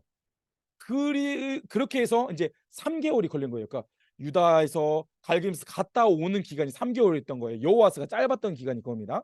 그리고 여호야김이 11년 동안 친애굽 정책을 펼치면서 이제 애굽에 굽신거리면서 이 남유다를 다스리고 있죠. 자, 그런데 시간이 지났습니다. BC 605년 이제 그 1차 갈그미스 전투 때 우열을 가리지 못했기 때문에 다시 이제 이 패권을 다스리기 위해서 다시 갈그미스 전투를 BC 605년에 있습니다. 자, 그래서 이제 애굽왕 바로누고가 여호야김 잘하고 있지? 그래, 우리 잘 갔다 올 테니까 기다려 하고 아수르 애굽 연합군과 함께 갈그미스로 갑니다. 근데 1차 갈그미스 전투에서는 바벨론 왕이 나보폴라살 왕이었어요. 근데 2차 때는 그가 좀 나이가 들어서 그의 아들인 느부갓네살이 참전을 합니다. 느부갓네살 왕 어서 많이 들어보셨죠? 그래서 2차 갈그미스 전투를 하는데 누가 이겼을까요? 대세는 바벨론이었습니다. 이번엔 아수르 애굽이 아무리 연합군을 해도 바벨론이 이겼던 거예요. 그래서 안 되겠다, 도망가자 해서 애굽 왕이 이렇게 도망갑니다. 그래서 그 2차 갈그미스 전투 이후에 바벨론이 이제 그 쫓아 따라온 거죠. 그런데 가다 보니까 이 남유다라는 곳에서 친애굽 정책을 하는 여호야김이라는 왕이 있었네. 이런 생각을 한 거예요. 야, 너 바벨론 편 들 거야, 애굽 편 들 거야? 뭐 이런 좀 질문을 했겠죠. 그리고 이제 애굽을 이제 치러 가야겠다라고 생각했는데 본국에서 아버지 나보폴라살이 죽었다는 소식을 들은 거예요. 그러니까 이 느부갓네살 왕이 애굽을 치러 가기까지 갔다가 에이, 그러면 남유다까지만 가고 다시 돌아가야겠다라고 이야기를 해요. 근데 바벨론은 그 뭐냐, 인재 등용 정책이라고 있죠. 남유다에 와 보니까 좀 똘똘한 애들이 있네요. 야, 너네들 우리 본국으로 데려갈 거야. 그래서 추린 게 그 다니엘과 몇몇 사람들이 이때 가요. BC 605년에 2차 갈그미스 전투 이후에 이런 일이 있었던 거예요. 그래서 그 1차 포로로 이제 뭐냐 끌고 가면서 다니엘과 그 친구들 데려가는 이야기가 여기 배경입니다. 그런데 여호야김을 놔두긴 놔뒀어요. 그런데 바벨론이 한 번 더 애굽을 치러 왔다가 약간 대등하게 해서 바벨론이 애굽을 못 치고 또 돌아간 일이 있었어요. 그걸 보니까 여호야김이 역시 애굽이 최고야. 애굽 사랑합니다. 친애굽 정책을 막 벌였던 애굽의 편에 서요. 그러니까 이 바벨론 왕이 느부갓네살이 안 되겠다. 저 여호야김 자객들을 보내서 여호야김을 죽이게 됩니다. 그래서 여호야김이 그러니까 바벨론이 애굽을 다시 전쟁을 치러 가기 전에 먼저 자객들을 보내서 여호야김을 죽여요. 그리고 바벨론 본대가 애굽을 치러 오려고 하죠. 2차 바벨론 침공. 그 기간이 3개월인 거예요. 여호야김이 죽으니까 여호야김의 아들인 여호야긴을 이스라엘 백성들이 세웠던 거예요. 그 3개월. 그리고 바벨론 본대가 오니까 이 여호야긴이 마음에 안 들어요. 야, 여호야긴 마음에 안 들어. 이 왕 폐위하고 다음 왕 세워 하면서 또 인재 등용 정책으로 2차 포로 귀환민들 데려가는데 2차 포로를 데려가는데 그때 에스겔 선지자가 따라가게 됩니다. 네. 그리고 나서 시드기야를 왕으로 세우게 돼요. 그래서 이 시드기야 왕도 애굽 편에 설 거냐 바벨론 편에 설 거냐 그 고래 싸움 새우등 터지는 것처럼 주변 막 눈치를 보다가 결국 애굽 편에 서게 되고 바벨론 이지 남유다 아직도 정신 못 차렸네 해가지고 3차 침공으로 오게 돼서 결국 11년 후에 시드기야도 3차 포로로 끌려가면서 바벨론에 의해 이 남유다가 본격적으로 망하게 됩니다. 이 뭔 소리야 싶은 분들은 자, 성경 공부 1도 프로젝트에서 이 내용을 5분 정도 분량으로 좀 요약한 영상이 있어요. 그 영상을 보시면은 좀 더 이해되실 건데 제가 뭐 우리 단톡에 한번 그 링크를 올려드리도록 하겠습니다. 어찌됐든 기억할 것은 이게 남유다는 3번 바벨론에 의해 포로로 끌려갔구나. 그것만 아시면 돼요. 네, 그 정도 점검해 보면 될 것 같습니다. 네, 자 이제 71쪽 그 내용들 한번 다시 볼게요. 북방 이스라엘이 아수르에 망해서 아하방 이후의 역사들을 정리하는 내용도 우리가 볼 수 있는데요. 열왕기하 이제 15장 이후의 왕의 기록들은 어떻게 기록되어 있다고요? 점만 찍고 있다고 했죠. 누구왕 등장하라고 결국 히스기야 왕 이후로 망하게 되는 이런 과정에 대한 내용이 좀 자세히 기록되어 있다. 그래서 1번 방가로 1번 아하방 이후의 역사를 어떻게 정리하냐면 짧게 점만 찍고 정리한다. 뭐 그렇게 정리하면 되겠습니다. 방가로 2번 결국 북방 이스라엘은 아수르에 의해 망하게 되고요. 여기에서 사마리아 사람들이라는 이름이 등장하고 양가로 2번 열왕기사가가 북이스라엘에서 남유다로 주인공을 바꿉니다. 북이스라엘이 이제 없어져요. 그리고 남유다에 와 보니까 히스기야 왕이 등장을 하고요. 아, 그래서 히스기야 왕 때 등장한 나라가 아수르구나. 이때 아수르에 시달려요, 이스라엘이. 히스기야 왕 열왕기 18장에 이사야나 미가 선지자가 등장한다는 것, 히스기야 왕 때 이사야와 미가 선지자 등장한다라는 것들을 기억하시면서 이사야와 미가 선지자를 조금 다뤄볼까요? 네. 71쪽 밑에 박스 이사야 선지자에 대해서 한번 제가 읽겠습니다. 여호와는 구원이시다라는 뜻을 가진 이사야는 8세기 남유다를 중심으로 활동했던 선지자였죠. 이사야는 남유다의 우시야, 요담, 아하스, 히스기야, 므낫세 왕 등 5명의 왕이 통치하던 60년간 선지 사명을 감당했습니다. 북이스라엘은 그 당시 7명의 왕이 교체되고 마지막 호세아 왕 때 아수르에 의해 북이스라엘 멸망하게 되죠. 이사야서는 크게 두 부분으로 나누고 중간에 히스기야 시대의 역사적인 사건이 기록되어 있습니다. 자, 여기 책에 있는 이미지를 보실까요? 이사야서는 66장까지 있어요. 그래서 소성경이다라고도 이야기하거든요. 성경이 66권까지 있는 것처럼 이사야서는 뭐 그것이 의도되었는지 모르겠는데 정말 신구약 성경의 내용을 좀 구성을 가지고 있어요. 구약이 39권인 것처럼 이사야서 1장부터 39장은 이제 심판이나 역사에 대한 기록이 담겨 있고요. 40장부터 66장까지는 마치 신약이 27권인 것처럼 구원을 선포하고 있습니다.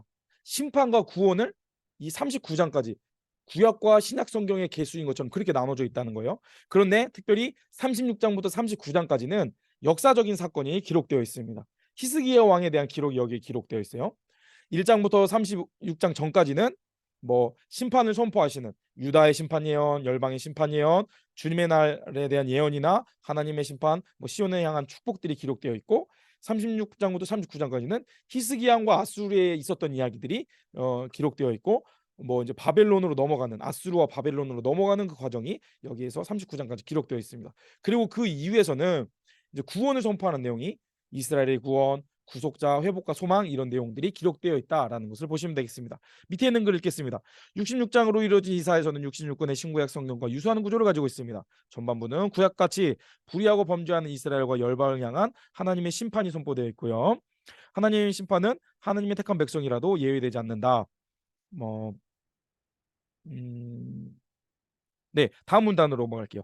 하나님은 심판 중에도 회개하는 자를 불쌍히 여기시고 구원하십니다. 이것이 이사야가 말하고 있는 남은 자 사상이죠. 그래서 후반부에는 신약 성경 같이 구원하시는 하나님, 신약의 중심이 메시아 고난을 통한 인간의 구원인 것처럼 후반부의 중심인 53장이 우리가 이사야서 53장 알고 있는 내용이죠. 메시아의 고난을 예견하고 그를 통한 구원이 기록되어 있습니다.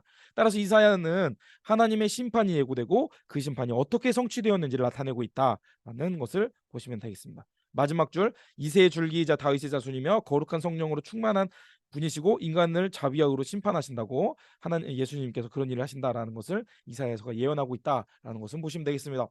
자, 미가 선지자도 그냥 자 파란 글씨만 볼게요.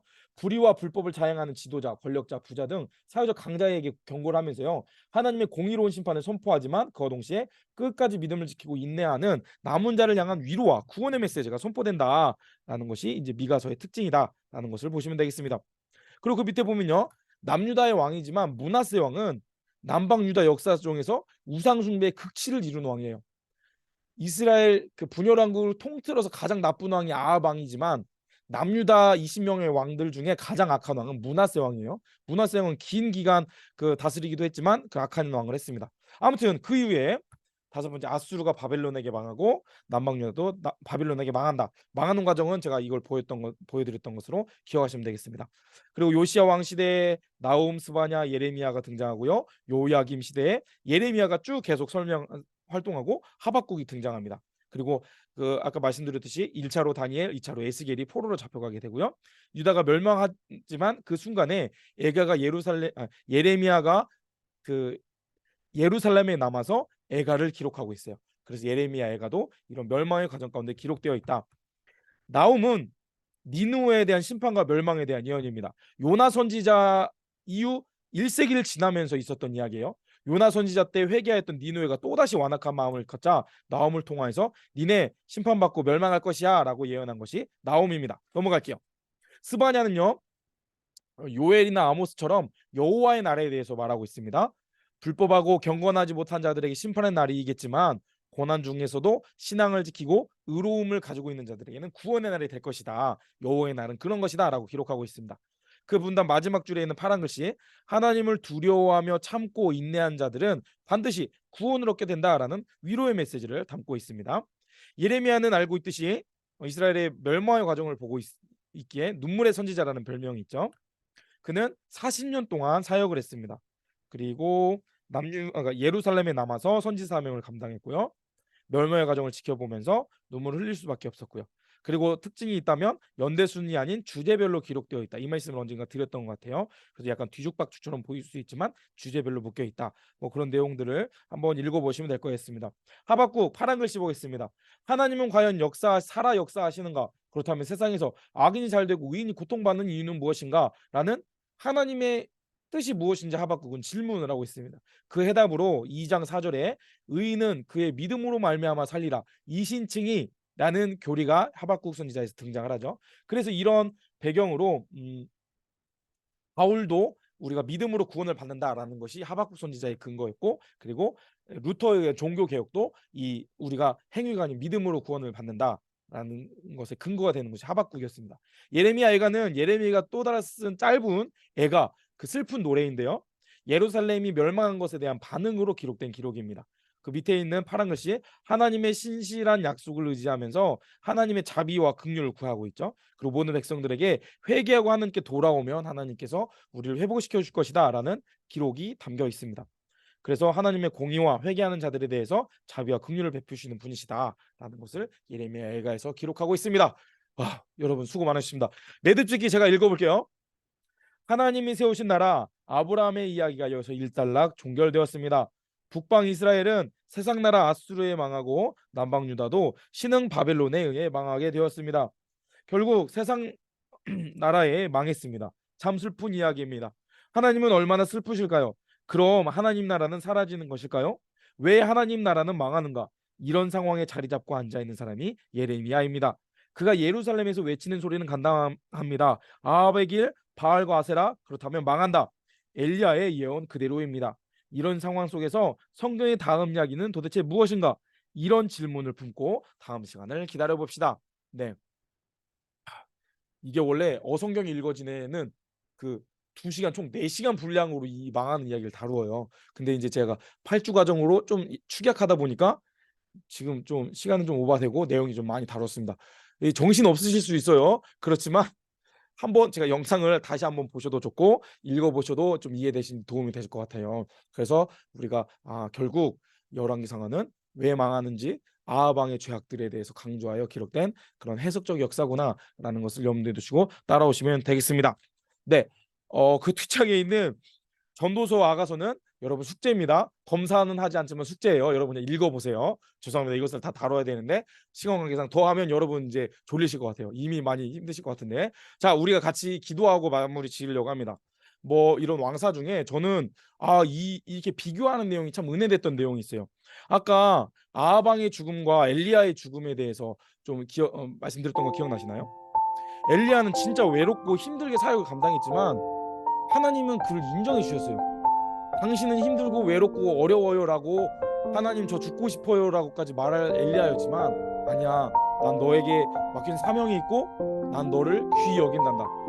아방 아무리 잘 나가는 것 같지, 근데 그의 죽음은 개 같은 죽음으로 내가 만들어 버렸어. 그런데 나는 너를 존귀히 여기고 세상 누구도 비교할 수 없는 그 귀한 죽음으로 너의 삶을 내가 평가할게.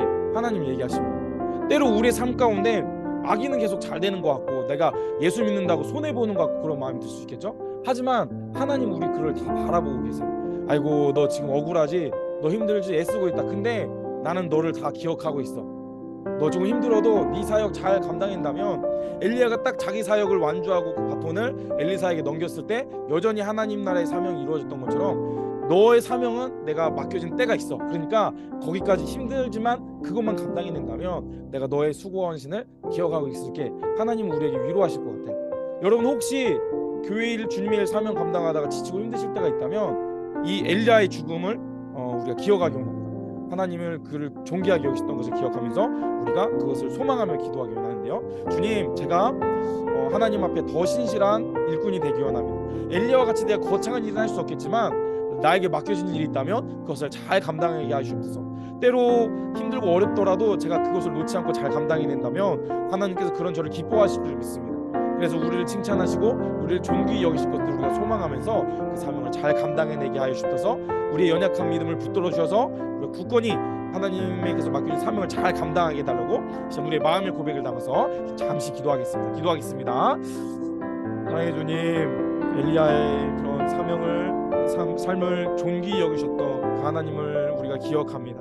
우리에게 맡겨진 사명들 또한 있을 터인데 우리가 여전히 우리가 연약하여서 그 사명을 감당할 힘이 없다라고 우리가 좌절하고 넘어지지만 우리가 그것을 놓치지 않고 붙잡고 나아갈 때 하나님께서 우리를 기뻐 여기심을 이 사건들을 통하여서 깨닫게 하신 감사합니다. 우리를 귀히 여기시고 우리를 사랑하시는 그 하나님께서 우리를 통하여서 하나님 나라의 사역들을 이루어가기를 원하신다는 것들을 우리가 잊지 않고 맡겨진 그 자리에서 꼭 붙잡고 우리의 마음을 잘 다스려서 하나님께 영광 올려드리는 그냥 믿음의 사람들이 될 수 있도록 주님 함께 하여 주옵소서. 우리가 지치지 않게 하여 주옵소서. 동역자들과 함께 동역함으로 맡긴 사명을 잘 감당해내고 하나님께 영광 올려드리는 존귀한 삶이 올려되어질 수 있도록 우리의 삶을 인도하시고 역사하여 주시옵소서. 사랑의 주님, 저희들이 더 주님 앞에 나아가기 원합니다. 엘리야와 같이 힘들고 어렵지만 주님 손 놓지 않고 맡겨진 사명을 끝까지 감당해내는 귀한 사명자들이 될 수 있도록 주님 함께하여 주셔서 오늘 이 열왕기상하의 정말 복잡한 내용들을 우리가 함께 공부하였습니다. 다 이해되지 않는다 할지라도 우리에게 말씀하시는 하나님의 뜻에 귀 기울이면서 이 열왕기상하와 또 종속된 이 15권의 성경들을 읽어 나갈 때 포기하지 않고 하나님의 뜻하심과 큰 그림을 읽어 나갈 수 있는 멋진 우리 동역자들이 될 수 있도록 주님 함께하여 주셔서 7주 동안 우리를 은혜로 잘 이끌어 주신 감사합니다. 남은 한 주도 우리가 잘 마침으로 주님께 영광 올려드리고 우리가 구약 성경을 잘 읽어낼 수 있는 귀한 힘을 얻고 앞으로도 말씀 앞에 살아갈 수 있는 말씀의 사람들이 될 수 있도록 주님 함께하여 주셔서 평안한 밤 허락하여 주옵소서.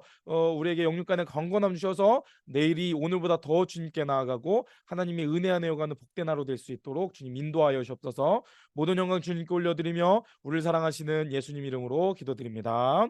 아멘. 아우, 여러분 수고 정말 많으셨습니다.